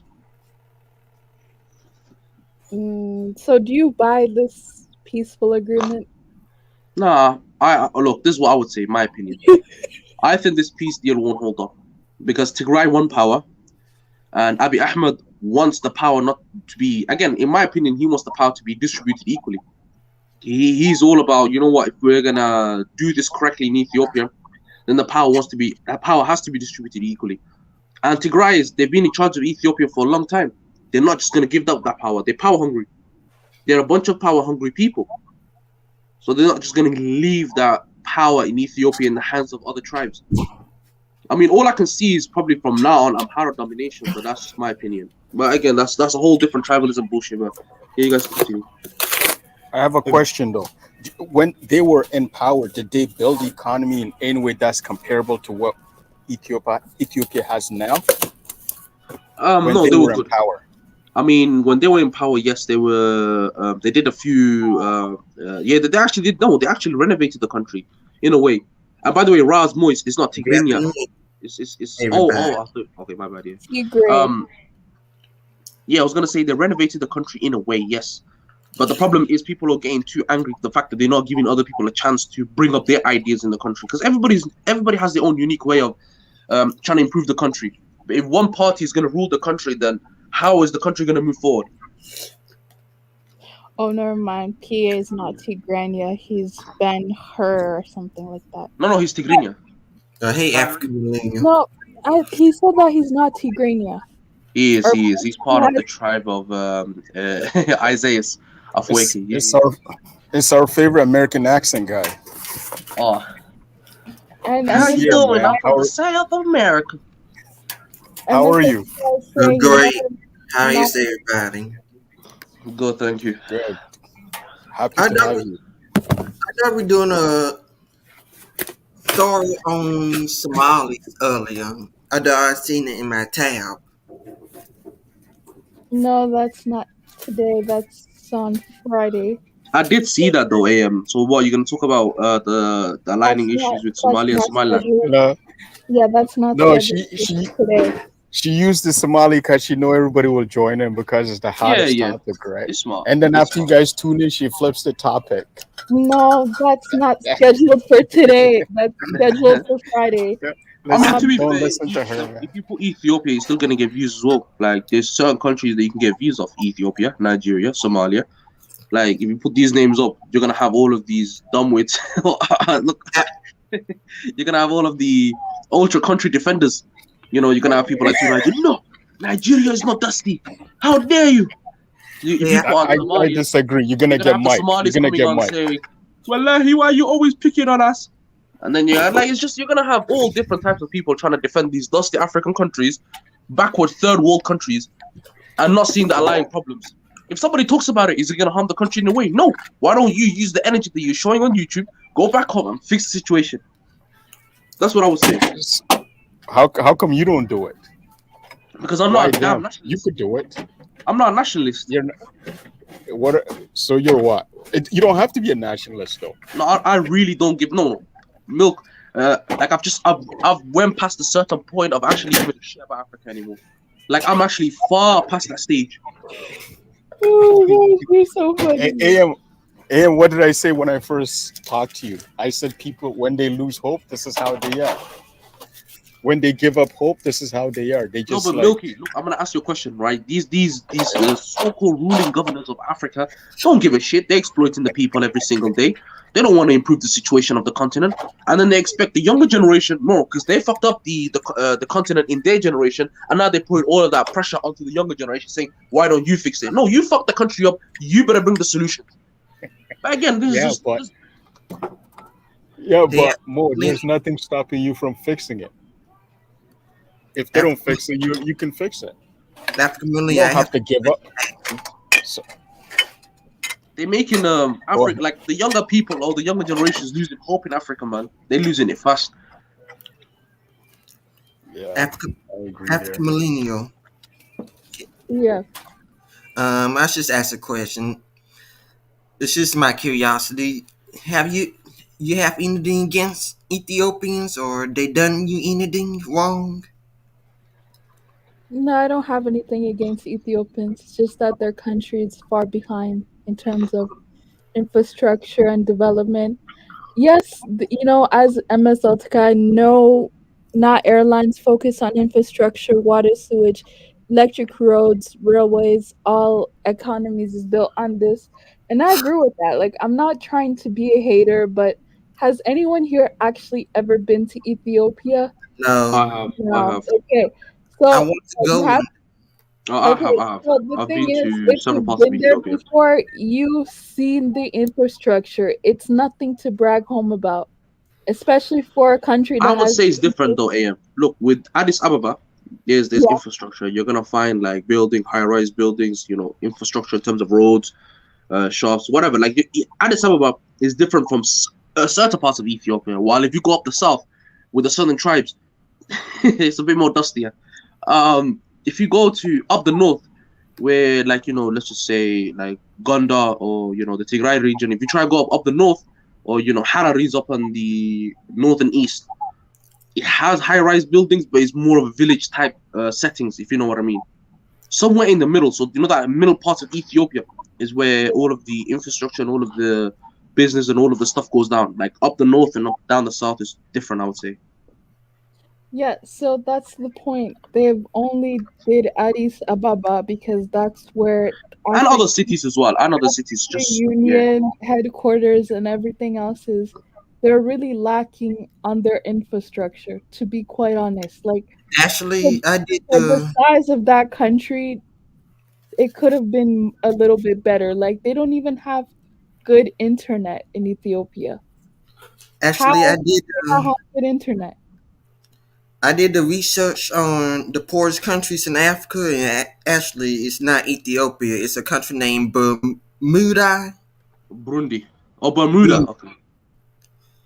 Then the second country poorest is South Sudan and Central African Republic and Democratic Congo. No, Congo is not the. This is the problem with the Western metrics.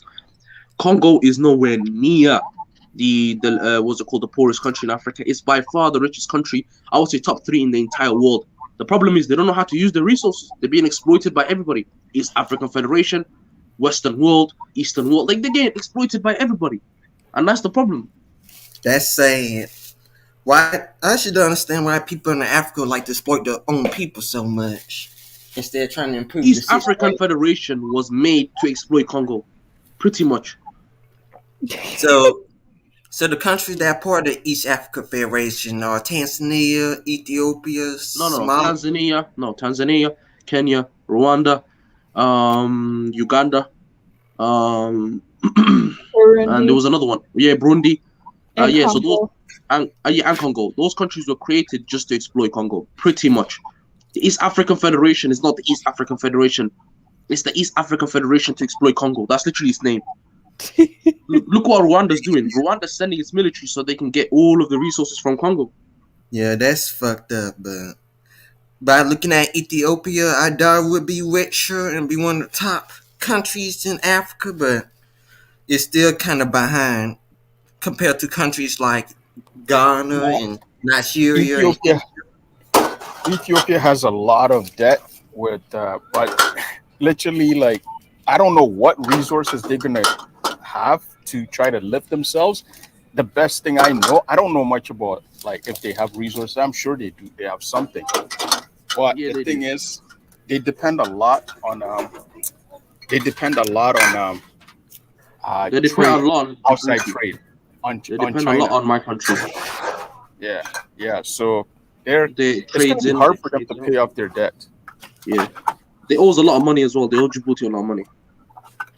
How? To be honest with you, I want to go. There was a few trade I've read about. There was a few trade deals that were happening in the past where I think they haven't fulfilled a lot of the payments. Where the countries tend to increase it with interest and shit like that.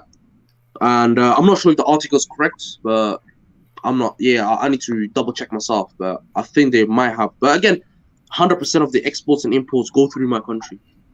And yeah, so and plus South Sudan wants to do the similar trade with it with us as well. So South Sudan wants their exports and imports to come from Djibouti to, and plus we have a train that goes from Djibouti city all the way to Addis Ababa. So they can use that train to get to South Sudan as well and construct one, or if not, just take it there physically. But there's South Sudan now that wants to start a trade deal with us now. But again, I don't give a shit Hey, about these. hey, Just the Mo, African. how long has your president been in power? Because AM was saying 30 that years. okay, 20 something years, AM, basically. yeah, AM was saying these dusty Cameroonians can't even get rid of their president. So Oh, maybe you we can help them out. How do you guys intend to get rid of your president? God, man, he's an eternal dictator, man. The Saudis love him, the Americans love him, the French love him. How is he going to get out of power if all of these Western interference love him? Is your president named Paul Biya? No. But yeah, he's gonna stay in power, I think, until he dies, and I think he's gonna give it to his successor, which possibly could be his son. But I mean, radical. Yeah, I won't say the second word. But yeah, But what I was by the saying. way, Kaizo did that. Kaizo the one who changed my name. Fucking guy. Okay, yeah. It's just like, look, in hindsight, you can also see that this guy is not gonna leave power. He's gonna be there for a very long time. I mean, recently I heard there's a lot of rumors that he got sick, and plus, look, Djibouti is not like other countries. It has different type of tribes, right? It's not just specifically one tribe. It has many tribes from the surrounding countries. So the problem is now the It's the Afars. same. More, it's the same as every other country because every other Yeah. country has a tribe. Yeah, but Afars now they get very antsy because they haven't had a president who's Afar in the country. It's just been Isa led, my tribe basically. And the problem with that is it's causing tension amongst the south and the north. I don't mind an Afar president as long as he can lead the country well. Anything's better than this current one. Before we have our ninth military base, I'd rather have somebody else. But it all depends on it really depends on what the Afar guy or because we have an Afar vice prime minister, right, or vice president. What Well, country are you from? Huh? Mo, you know what shocked me? When I Yeah. found out the Japanese have a military base there. It's just weird. It's because they're supposed to be like a country that doesn't, it's not supposed to have an army or all that shit. So of all countries, I was shocked to find they have a base there. What's their reason? What's the reason? How to explain it, bro? The reason why there's so many military bases there, brother, is the fact that it's the hotspot of the world, man. Not so many. I mean, like, why does Japan specifically have a I base mean, there? It's again, weird. I think it's the American initiative. They're trying to get as much military bases or as much NATO alliance in Djibouti to outmuscle China and Russia. But I don't know. It possibly could be that. But there's Oh, also that the was fact there that way before China. That was there way before China started growing. They yeah. actually had bases there for years, It was decades. the French, because look, the French they always had a hand in our country because the colonial past of the stinking French. Um, there's also the fact that since the French, the Americans got involved, then the Americans, then the Chinese and the Russians, and they thought that these two are superpowers. America could not take them with these minor NATO countries, so they got other countries like Saudi Arabia. Saudi Arabia always had the hand in play anyway. Saudi Arabia was always messing around. So I want to say Saudi Arabia is under the American initiative. They always had control of that region. But with America, they had to get a lot more European, European NATO members in that country to, I think to possibly outmuscle China and Russia, because they can't, even with they can't do it by themselves, because two superpowers combined is terrifying for them. So they need to have many more other countries. That's not true. They can deal with China by themselves. Look at them. They're fucking with them in their own water. So what do you mean they can't? Come on, man. I mean, yeah. Like, China's powerful, but it's not there. It's not even close. It's not even Russia, on close. the They other don't hand, is need. different. Russia does what it says. That's the problem. No, still, it's not. No, there's no comparison. Russia was always a weak country. Russia is a country that is good at showing what it can do, but it doesn't have the money to actually manufacture the things. That's why That's why when they built their stealth aircraft, they only built like 4. Last decade, they only built 4. With Russia as well. I was gonna say with Russia as well, they have again, not just the geopolitics in terms of like power. They also have the finances. They've got not the American type finances, but they got enough finances because they get it from the natural gas that they give to the Western world. And since they've choked it out, we've seen the But the money is stolen. No, not really. No, more, not really. The money is stolen. That's why they found themselves in a situation where they don't have enough latest weapons today to fight the Ukrainians, because the money that they were supposed to spend on the military is stolen.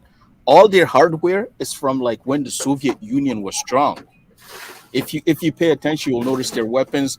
Like, they'll build a weapon to demonstrate to the world what they created, but they never mass produce it. I swear to God, when you search the latest Russian weapons, you'll see it. Okay. Did Adran, thanks for calling in. Did you have anything to add? Yeah, hello, can you hear me? Yes. Salam Adran. Salam Satay. Yes, salam, brother Mo and AM, everyone on the panel. Yeah, someone was saying about Russia. That's propaganda, brother. That's not true. Please say what you mean. What do you mean that's propaganda? What exactly are you answering or talking about? Which point? They say the weapons are not up to date or something like that. I just came on the show, so they're not. They have them, but they're not many. That's what I'm saying. Like, they'll build for example, they built a tank, right? It's called a T something. I can't remember the number. They had that tank for almost a decade. They just have it. It's brand new, but they never mass produced it. Then they built their new stealth fighter. You go look up how many copies they have. They have no more than 10 of them. Then they built I'm telling you, if you follow Russian weapon technology and everything they do, you'll notice that they demonstrate, but they don't have the money to actually mass produce. Some of the money is often stolen. So I don't know. Like, I follow military stuff a lot. I'm not just telling you. I agree with you with some of the weapons. Oh, same. And that's the reason why I can say, look, I mean, you guys can agree here, right? Just look, Egypt is good friends with a lot of Western countries due to the fact that, the Suez canals, and it controls what, shipment goes to what country. Because again, if you wanted to, you can choke hold the Suez Canal and the Western world would collapse. Plus, the natural resources that are being shut down by the Russians and the Suez Canal, Europe would choke in a week. So Egypt is usually looked after by the Western world because of that reason. And again, And Egypt at the same time has been given a lot of military power, equipment, training, even their special forces. I forgot what they were called, but their special forces is one of the best in the world. Egypt's military is 10th in the world, surpassing a lot of European nations. I mean, right now, if Egypt really wanted to start a war in Africa, there is not a single African country that can do shit about it.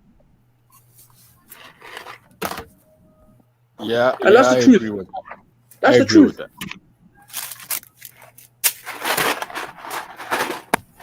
You're gonna hear the You think they Pan-Africans could come beat out. South Africa? Mr. Egyptian, Mr. Egyptian, please spare us.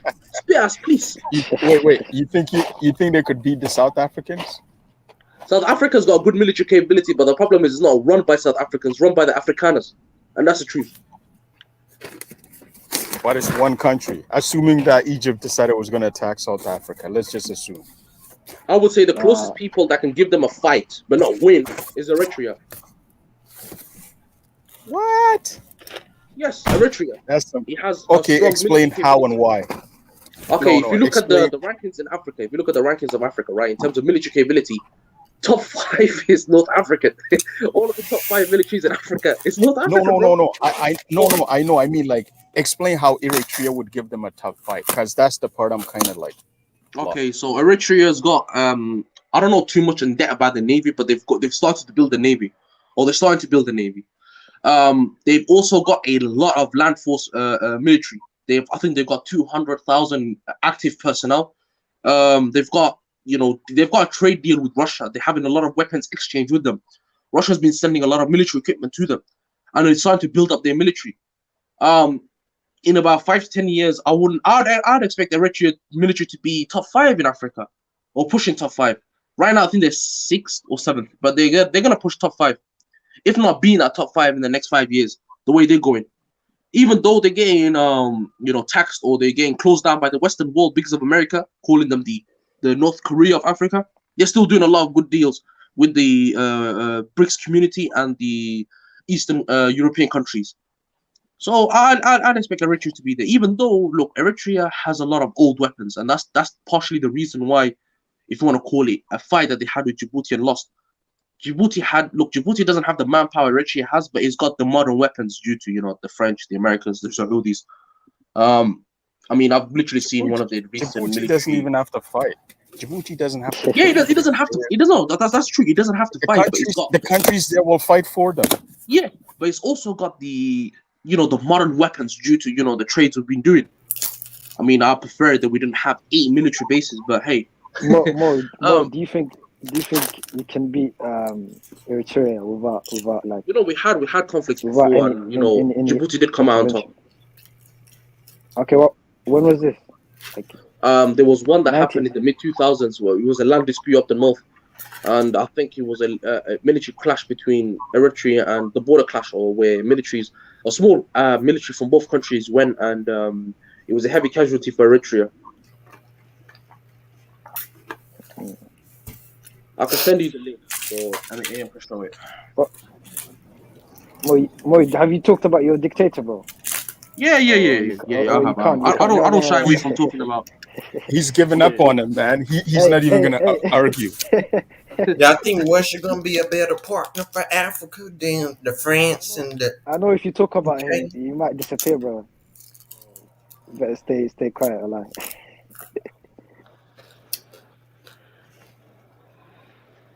Lozy.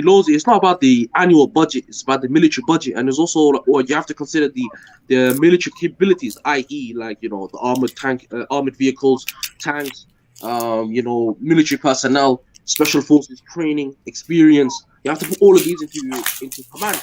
And Egypt is far better than South Africa in those areas. You may have a bigger spending in technology, but they've got a bigger spending in military. Look it up. Egypt has been investing in their military for so long. Their navy is quite good as well.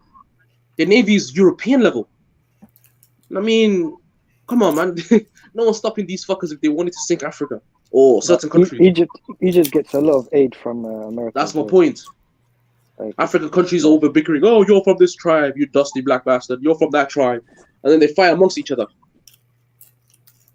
While North Africans are over here trying to make moves, man. Even Morocco and Algeria are stronger than most African countries. Actually, from what I hear, that the Americans and Europeans, they don't want to sell them weapons. That's why they don't have any. Nigeria try to buy U.S. Weapons, but they won't sell it to them. Because think about it: if they're trying to, if you're trying to destabilize somebody, why would you give them weapons? Why would you sell them weapons? You need them to not have the best weapons. That way, it's easy for you to destabilize them. So it makes sense why these African countries have a hard time buying U.S. made weapons. Yeah, but again, you have to. Yeah, I do agree in a sense. And again, would you agree with this strategy? If you think about it from like another point of view or like another point of stand, you're looking at like countries. Egypt right now. Egypt is good friends with like I mean, possibly I think Egypt has a massive say in the Arab League. Because the fact that Saudi Arabia is the mouthpiece, but Egypt is the power of the Arab League. Like if you look at like the Gulf countries, they're the finances, while Egypt is the military that they send to actually take care of things. If you look at what happened with Israel, who were the first people to respond? I think so. No, I don't think it's. I think the Saudis are the voice. Egypt is one of the voices, but I don't know, man. Saudi Arabia has a lot of they bought a lot. Like the Europeans depend a lot on Saudi Arabia buying their equipment, man. Like they sell so much is insane. I'm telling you, they have more than Egypt. But the problem is, the way the military is structured in Saudi Arabia, it's not effective because the president controls everything. And if that's the case, it means your generals cannot plan and plot properly. Like, how can you be the president and still be the Saudi Arabia has so much power, they can decide who's becoming the new president of each country. I mean, let's be honest here, Adran. You're from Somalia. They decided Hassan Sheikh. They wanted Hassan Sheikh to be president. They actually put him there. They financed him. Salute to Somalia. I mean, he's there because of them. And now he's been kissing up to Saudi Arabia's ass for a while now. Look, the problem is they have a lot of power over there. Look what they do to Yemen. Yemen voiced his opinion a while back, and look what's happening as a consequence. If you say something bad about them, you're definitely going to feel their wrath. That's what they're trying to send a message like that. I mean, it's mad, man. That's what I'm saying. Geopolitics is mad. You're saying if you say something bad about Saudi, they get all crazy? Oh, they don't respond nicely. Yeah, do you see what happened to Qatar? They blockaded them for like 2 years or something. Qatar wanted to take initiative, and they got out of line. Maybe put them back in line. Okay, so next we can have Mick go ahead.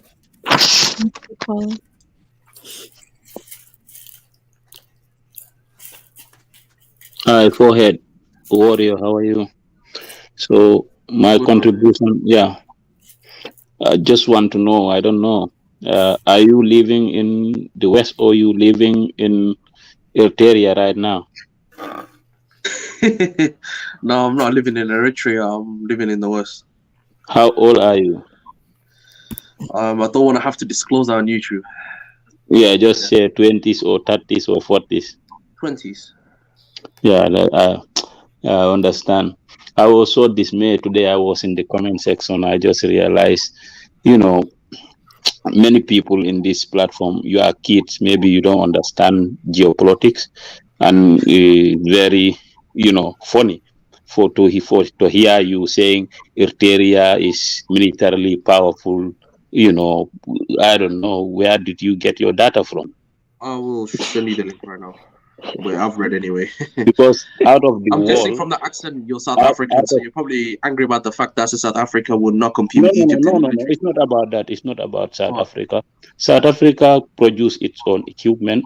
Any country that cannot produce your own equipment, you are vulnerable to any other country that supplies you with weapons. So obviously, if you look at the statistics and the data, these are facts. Eritrea rank 124 out of 142 worldwide. So I don't know. Where do they rank in Africa's military? That is what if that is worldwide, then what about Africa? Just take your own mathematics. You don't have to go round about it. They rank that.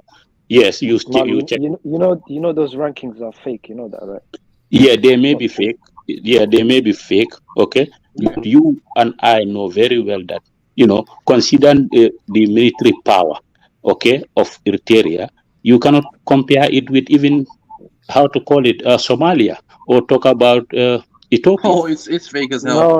I mean, in 2022, the Western world deemed Libya to be the 10th strongest military in Africa.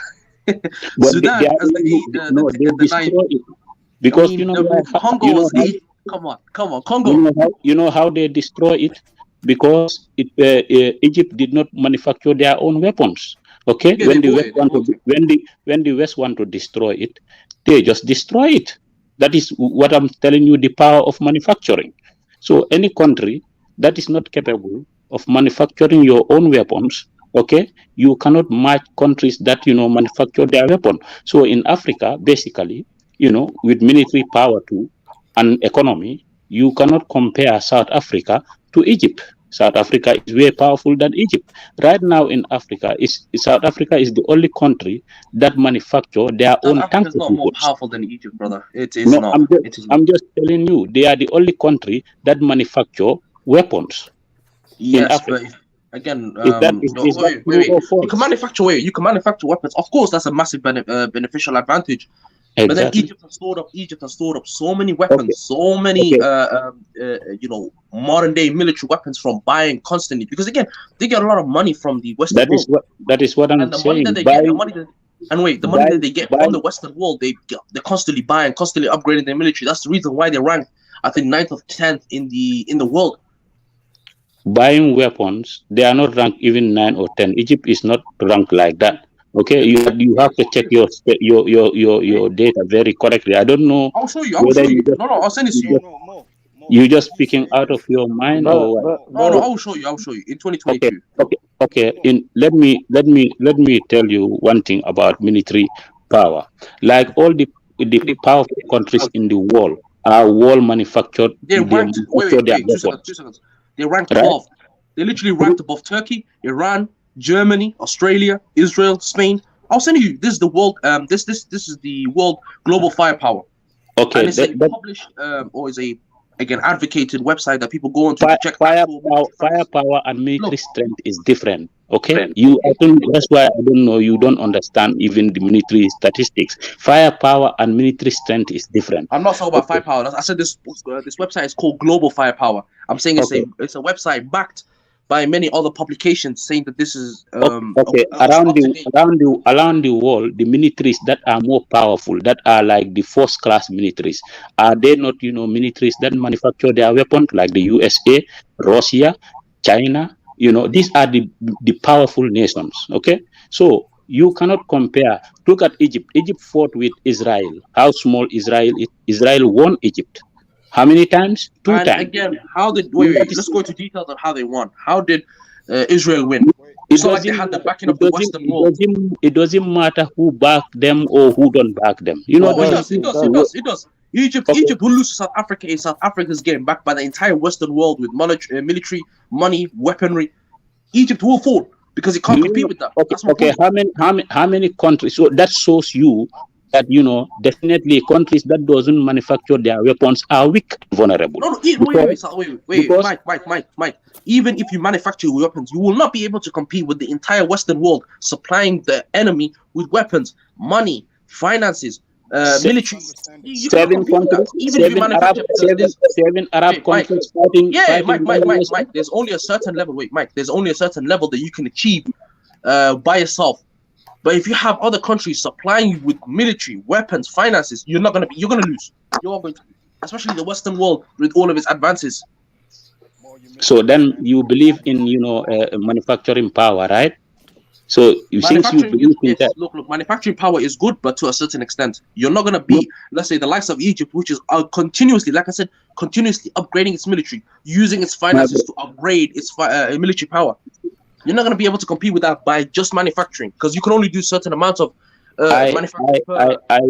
I train in Egypt. I will just put my webcam on and show you the academy I train in and you will read it. If you can read Arabic, you will see it. So, but I'm just telling you, maybe you don't understand about military issues.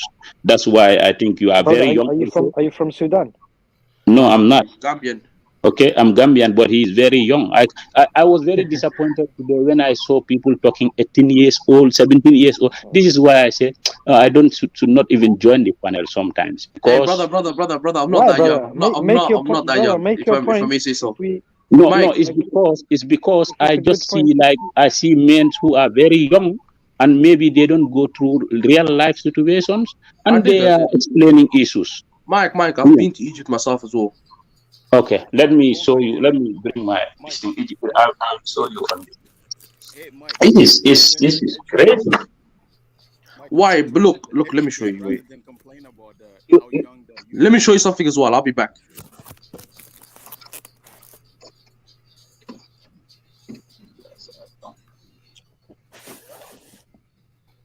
I think someone's trying to speak, but the mic is low.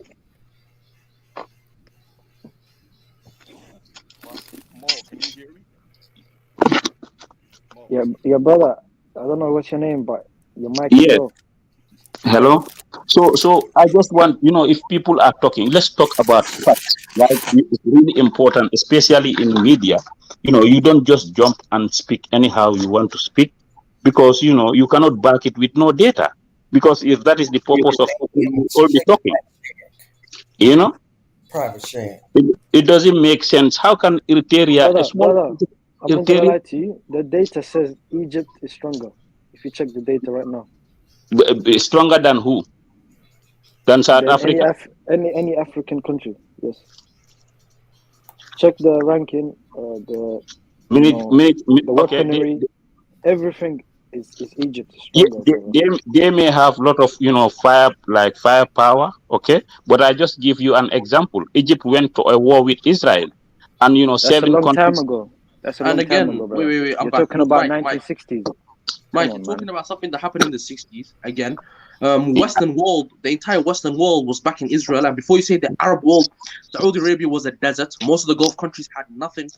So it was just Egypt taking on the Egypt and maybe Syria, which was partially advanced, not even fully capable military, taking on Israel with the backing of the Western world. You tell me who's going to win using your logics.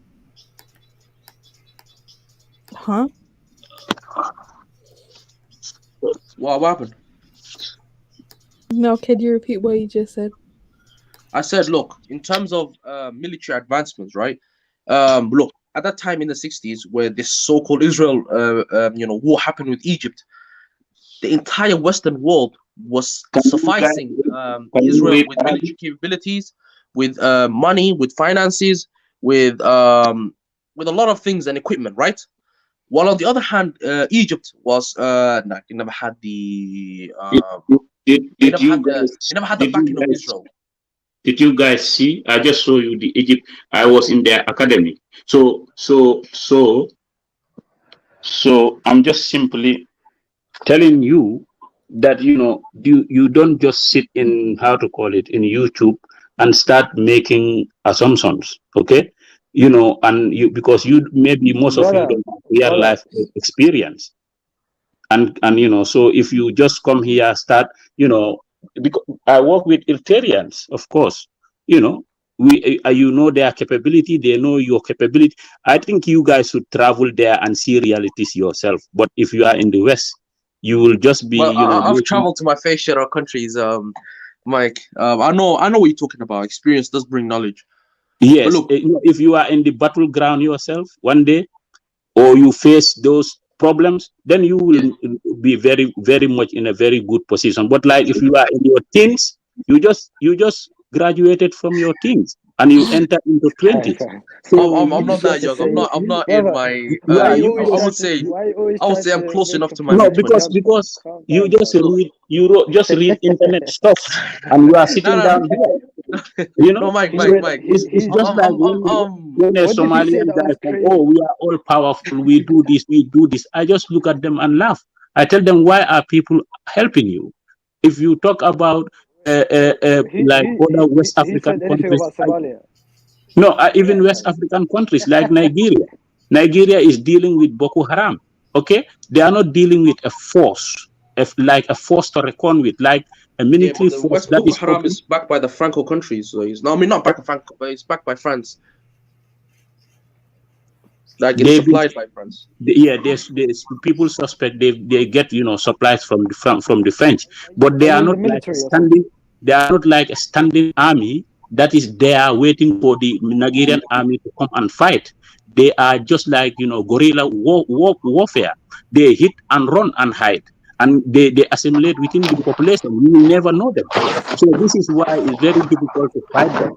But it doesn't mean that they have capability to fight against the Nigerian army. This is what you guys need to put in your head. If you don't know military affairs, if No, I do.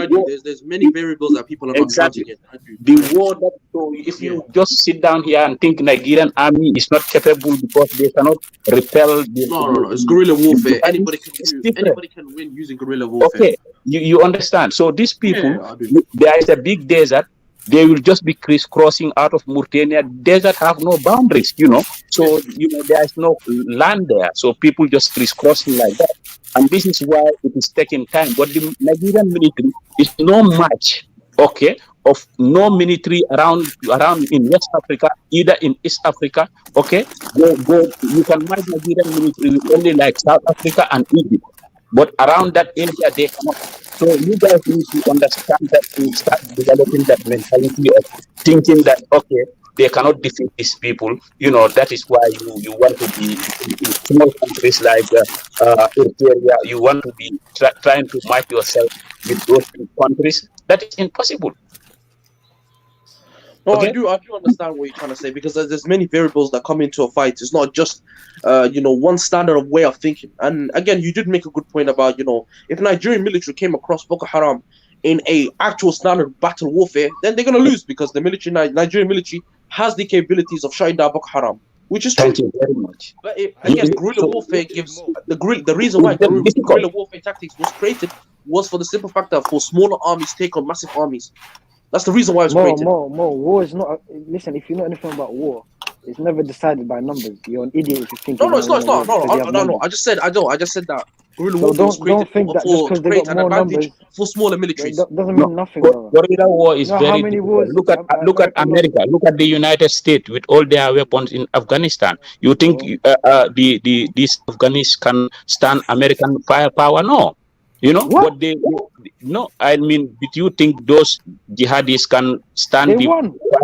That's what I'm saying. So they run away and leave the city for the Americans. The capital has been in American hands for almost 20 years. They are just in the countryside. They just come and run. Okay? And that type of warfare, it will take forever, especially if you are fighting. Let me ask you a question. If you are fighting a determined people. Determined people is very hard to fight. So this is the same type of war that is happening in Nigeria, and the Nigerian military even contain it at one side of the country, that is the northern part. So all the rest of it's determined. Why are you making excuses? I don't think it's determined people in Nigeria who are fighting. These are a bunch of poor people who are paid. They're like food for bullets. Okay, they're not the same. They're not the same.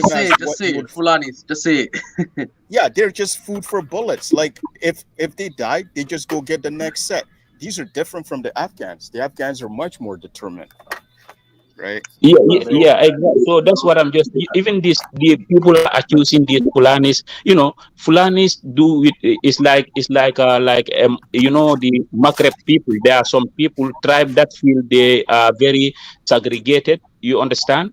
And they don't have nothing in the desert. They don't have no food. They don't have no irrigation. So it's like a banditry. They just come attack people, take their properties, take their women, because they have no objection, right? If you are trying to get to a country, you go and attack the city and take the government. Okay, but these people are not determined to do that. You understand? So that is why it's difficult to fight them, because like in Liberia, when there was war, the rebellion, they aim to change the government. They go to Monrovia, they fought with the government until they take power. Okay, so these people are just like hit and run fighters. because they know they cannot stand the Nigerian military. So what they will do is they will not even go to the cities. They will just go to the countryside, terrorize people, take their property, destroy their things, and run away in the bush. You see that type Hello, of fighting? Brother Mike, can I speak after you? Can I speak after you, Yes. Brother Mike? Thank you. Yeah, you can go ahead. Okay. No, I think you guys both Mo and Mike, you in your argument, you both right in a certain way. I think Mike Mo is looking more on the current data, and is using that to say, look, certain militaries are strong, which is correct by data analysis and what is there now on the ground.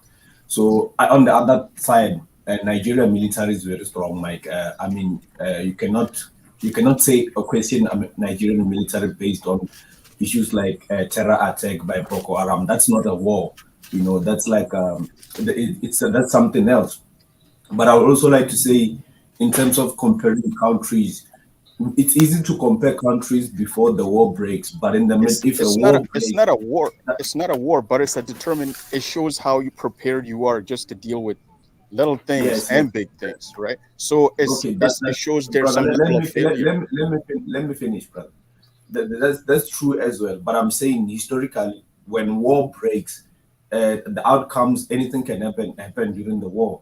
But you're right on the preparedness and what is currently there now. That's what we can use to say, okay, this country is strong and this country it's not. I think Eritrea. Mo was speaking on behalf of Eritrea, right? Mo, am I correct? Yeah, so I was just pointing out the fact that Eritrea, in terms of like the rankings in, and you were correct about me using some data points from what's now on the ground. Look, Eritrea has been climbing the ranks steadily in terms of military capabilities in Africa. I remember it was 10th, then 8th, then 7th. It's slowly climbing, and I expect in the next 5 years to be in the top 5. The way it's growing steadily by doing trade with the combination of BRICS, if you know. So that's China, India, and all those countries combined. It's like a alternative to the NATO. So yeah, that's what I meant. Yeah. Eritrea and Djibouti, I think. Look, at the end of the day, what we miss sometimes is that the geographic and geopolitics also play a role in how a country prepare itself. If you look at the geographical position of Egypt and Algeria, both of them are under more threat, meaning just by the disadvantage of being on their geographical location, they've got more enemies closer to them. They need to always increase their military budget and always prepare. Whereas compared to a country that could be further away from the threat, could relax a bit. But I don't encourage that. I encourage just looking at the global, that you just pimp your military as a country to be it's the safest position. But I can understand the position of Egypt, and both Egypt and Algeria, why they need to have a very conscious approach when it comes to their military. Egypt is also, I believe, geopolitically, they are more backed by the Middle East as well. Also, America helps their military, but I don't think that's what makes Egypt strong. I think Egypt is strong because it also has a strong backup in the Arab world as well.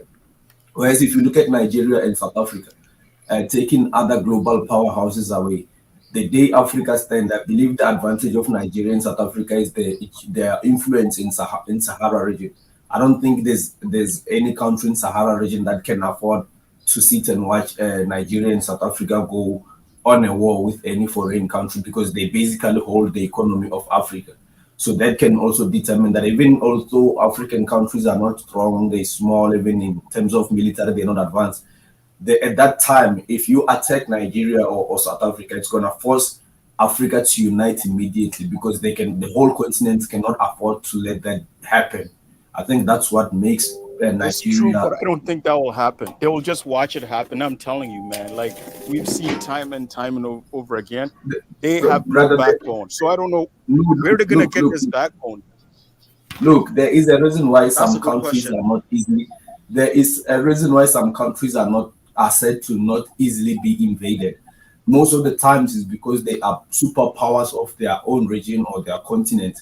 The thing is, they've never been attacked throughout history, and there's a reason for that. There's a reason, like if you look at the behavior of South Africa, South Africa is one country that always challenges the West no matter what.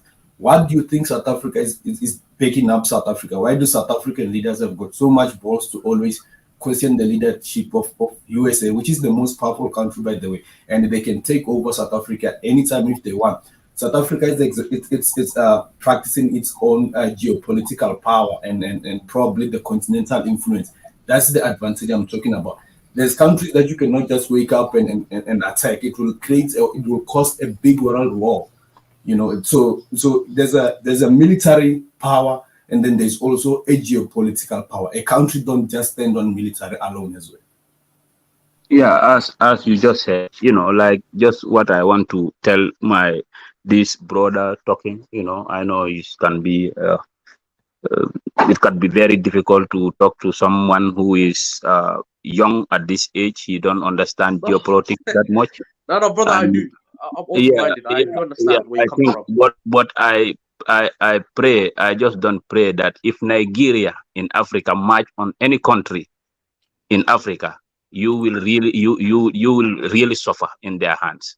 Okay, Nigeria, military liberated Liberia. That was a brutal war. That Nigerian people, military died a lot of them. Okay, Nigeria, sent troops all over Africa to protect Africans, including, the Horn of Africa, and everywhere around the globe. Okay, and up to today, their troops are stationed all around Africa. Are From you talking Central Africa, about the from initiative Central. with I think basically Amazon? Are you talking about Amazon, Mike?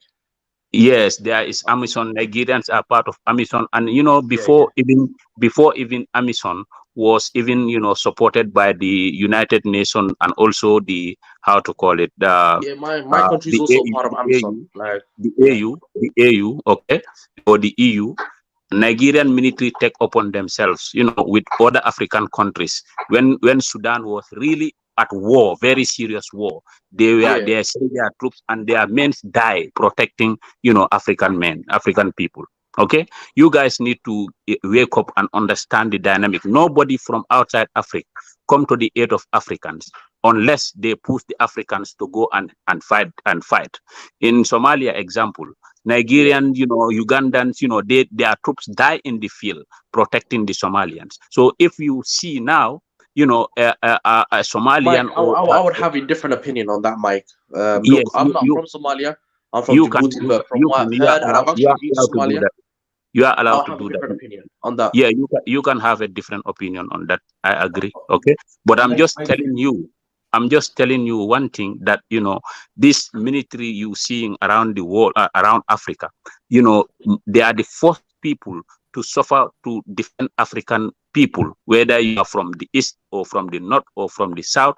When there was war all over Africa, these are the militaries that were deployed to defend. No Arab country came to the aid of Africans. No European country came to the aid of Africans. So I just want you guys, if you are talking, try to put respect, on the men that die in the battlefield defending, Actually, your country. they were. Okay, Mike, so I but would if say, you are look, here you can't trying to disregard. Wait, degrade, can I just interject that one? Look, Mike made a point that said that no other countries outside of Africa never came to help African countries, which is incorrect.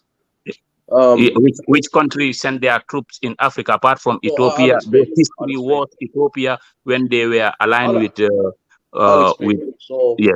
Okay, tell me. so yeah, look, if you Mike, look at the battle that happened can I just between, look, can I please respond to some comments here before it goes off? Go ahead. Because I read the comment side is saying, when did South Africa seriously challenge the Western country? No, I like the fact that he said, when did South Africa is all over Africa protecting Africans. Even well, right South now, Africa is one of the most powerful African countries. I agree. It's one of the most powerful African countries. Okay. I need to respond to that. When did South Africa seriously challenge the West? I like the fact that he said seriously, because he knows that the government of South Africa is always, most of the times they speak against the West, but obviously not indirectly. I mean, I won't sit here and act like South Africa is powerful to even challenge the weakest Western country that is part of NATO. No, we're not that powerful in terms of military, but geopolitically we are. The South African government is the one that actually initiated the movement to kick out Israel in Ethiopia as a AU observatory.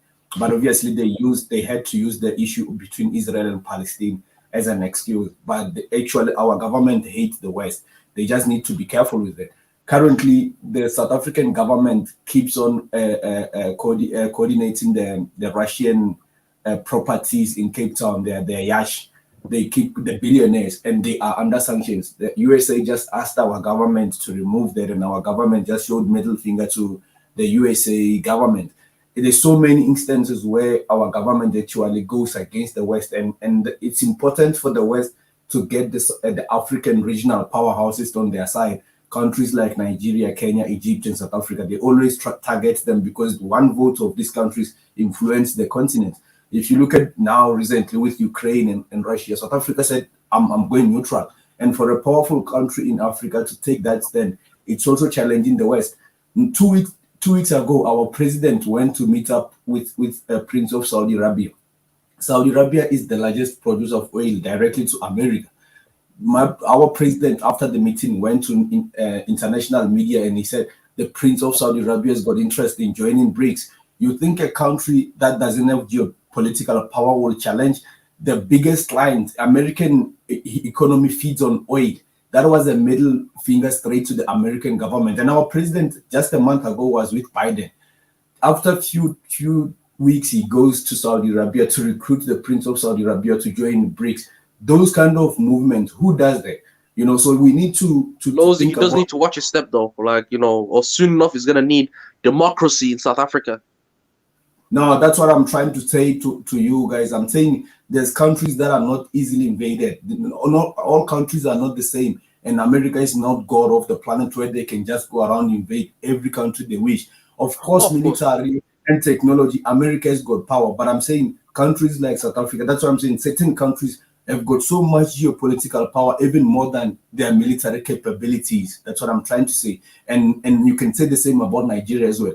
There's countries within the continent that are like the parents, the hold of the continent. If you attack them, you leave every country almost with no choice, and that can cause a huge war which many countries won't afford, even if it's America per se. That's why America is not doing anything when Russia is attacking Ukraine. Also, Russia has got a strong military with nuclear weapons, but also Russia is a very geopolitical, powerful country. I mean, in terms of geopolitics.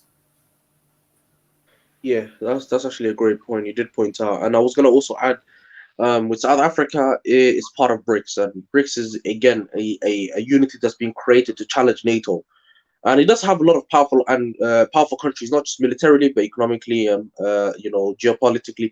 Basically, it's a combination of countries that have influence, and that influence can challenge the NATO if it increases its power, and the inclusion of Saudi Arabia will boost up its power by a lot. If Saudi Arabia does decide to join BRICS, that can really challenge NATO, because now not just America, the Western world depends on Saudi Arabia's oil. So if that gets cut off by half, they're gonna feel the brunt of it. Yes, so you but see where this you do realize that now we just became, for years I know the fact that we are a member of BRICS, it's peace in the West, but now we just put it out there. We are their biggest target and enemy now, and anything can happen from now to South Africa or continent. Just a few days ago, they issued a terror. They said they detected a terror attack in our financial hub and also the capital city of Nigeria. You think that was a coincidence? They know which elephant to attack on the continent if they start now and to disable the continent at the highest scale. Of course, the continent is not stable now, but there are some powerful regions that if you want to terminate the continent entirely, you can hit them and then everybody will suffer immediately. But that as well can also fire back to America, because even although Africa will instantly come together to protect those certain countries, even the globe as well. If China's got interest in Africa, Russia's got interest in Africa.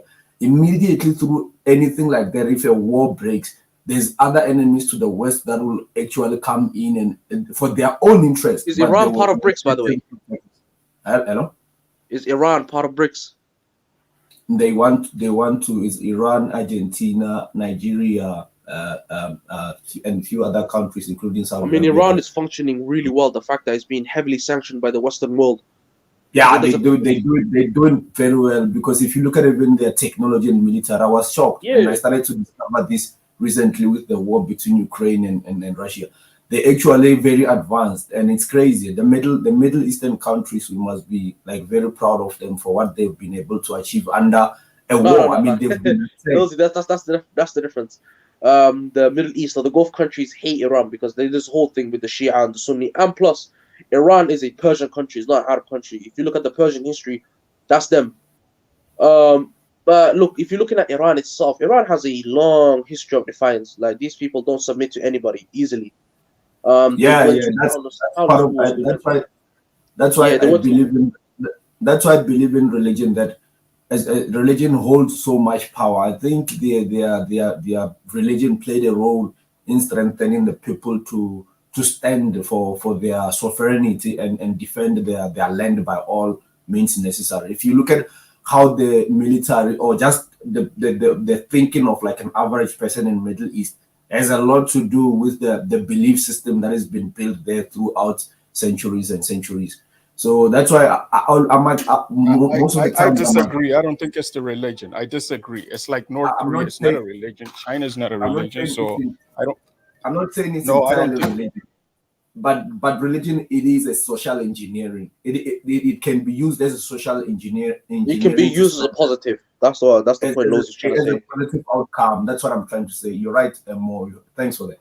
If you Yeah. look at World War II as well, how the Japanese were engineered to think, that was also a boost, and it had to do with the belief system they carried behind, and that was the most difficult part. That they became the most what can I say, the most stubborn forced to stop during World War II with the kamikaze attacks and all that. So that's why I believe in having a strong belief system for African people. If we can go back to our roots or find something that can really speak to the Africans, and we probably need to find a way to run away from these foreign beliefs. They're one of the biggest reasons we are not patriotic to our own. We don't have a backbone. We don't have courage to. We don't even know where we belong at the moment. It's because of that social engineering through religion. Why do you think the invaders, the colonizers, had to force us to believe into their religions? They know how social engineering is important to sovereign nations to hold on, for the people to defend their land. Religion does what you believe in, just not just religion, but your belief does plays a role. Right. Yo, so guys, I have to go. It's 3 o'clock in the morning. Okay. Yep. AM's going to bed. It's 7 a.m. in the UK, so yeah. 7 Yeah, I'm a.m. not working. It's 3 o'clock. So did anyone So have? this is what Mo listens to for breakfast, I guess. His morning radio. Yeah, It's but I it's mean, funny. It's funny he didn't show up when we were talking about Islam the other day, but he shows up when that's gone. We well, needed your what are you opinion talking the other about? day. It's too late. You got to rewind the old show. I What you can't talking about? remember the Like, topic. I'm not. See, this is what people mistake. I'm not from Somalia, but I do know what's happening in No, we Somalia. know. Oh, we Okay, were okay, talking guys. about how. I'm trying to go out of the panel, but like I said, it doesn't matter what religion you are. It doesn't matter what you are. You are an African at first. So Like, then, you're Gambian, right? So, are you Muslim? yes, yeah, I'm Muslim, but Yeah, I don't disrespect non-Muslims yeah. at all costs. I Alhamdulillah, just, brother. I'm Muslim too. yes, I just try to make sure that my neighbors, my neighbors are also Muslim. But like if you go down south, like Ghana, Nigeria, they have majority Christians. But I respect their culture. I respect their religion. Okay, so and because of my religion, I don't feel myself superior to them, and I don't Yeah. expect them to feel superior to me. So if the facts come, especially this type of issues, like We're all in the same in the eyes of Allah, yes, so it doesn't really matter. exactly. So yeah, so If you have an attitude about you, if you believe you're better than someone else, then enjoy the depths of hell. Exactly. So, and that type of belief, I think, when we come as Africans in this platform, let us not try to bring division among ourselves. I am that is not helping Africa at all. So, what one thing we should disagree on policies. We talk about policies, and we all know our capabilities. So we should not be here boasting. And even God don't like people who boast, like Yeah. trying to show off themselves, because God said, if you boast, will make yourself big, I'll make you low. But if you keep yourself, cool, then he is the one who will rise you up. So God tests you all in these, everything. Like He tests you yes, in all wealth, He these, tests you in yeah, life. exactly, all this fantasy saying that you are big, you are great, bringing other people down, is doesn't help Africa. Talk about the issues like you are doing, the problems in Africa, But I'm better than then Mo, though. yeah, I'm better yeah, than Mo. then Mo's yeah, then low. we solve it. I think that will help the young population. But if you are Radical, guys are you very might be young, better than me. Who knows? if you guys are very young at this age, and you trying to make divisions in Africa, then the problem will come in Africa, because nobody is coming to help Africa when there is need. These people you may look down upon, they are the very ones you will call upon to come and defend you. As I said, as I just show you my certificates. I was in Egypt, I was in Cairo Academy. Okay, I was in their academy, so I understand what you guys are talking about. But I feel most of you are like Google students. You read from your books, you understand, so you just make assumptions. It's different from realities, and you got to know that. So bye. Oh yeah, I was Then just gonna, yeah, bye, Mike, fellow Muslim brother. I was gonna say, look, in general, Africa is in the situation that it's in because of geopolitics and unruly leaders in Africa that are leading this continent to the bottom of to the brink of no return, basically. Um, if you're really thinking about the continent of Africa, the reason why it's in this situation is because of the leaders, and it's because of many other little problems too. Like as you can see, Lozi also talked about the brainwashing, where you have Africans trying to make it to Europe so bad that they're willing to risk the sea, the desert, all the harsh environments to get there. They're putting their life on the line. I mean, you're risking Libya, you're risking the Sahara Desert, you're risking you're risking the Red Sea, you're risking so many uncounted variables so you can make it to a land that's being propagated to you that is better than yours. I mean, they truly don't understand how Europe works. They don't, because if they really thought about how luxurious Europe is, no, we're working every day, we're trying to pay the bills, we're educating ourselves. It's not easy being in Europe. People don't understand that. So to all my Africans that are trying to make it to Europe so bad, it is not what they say in social media. It really isn't. Please don't fall for this fake narrative that Europe is the best. No, stay in your land, make something out of yourself. That's what I would propagate to Africans. And on that behalf, peace and enjoy your time, Africa Millennial and Radical. peace. And Radical, did you have a closing statement? My only closing statement is funny coming from Mo, and he's never returning to Africa. Right? So hopefully one day, all that message he's giving, I hope he comes back because we need him, man. Right? We don't want just lip service and this a pure disappointment. So that's my message. That's all. So good night. Good night. Yeah, sorry. It's 3 o'clock. I gotta go to bed. Sorry, like I need to go to sleep. So in any case, I'll see you guys tomorrow. You can watch the playback if you need to. Thanks. Mo saying he's returning to where in Africa.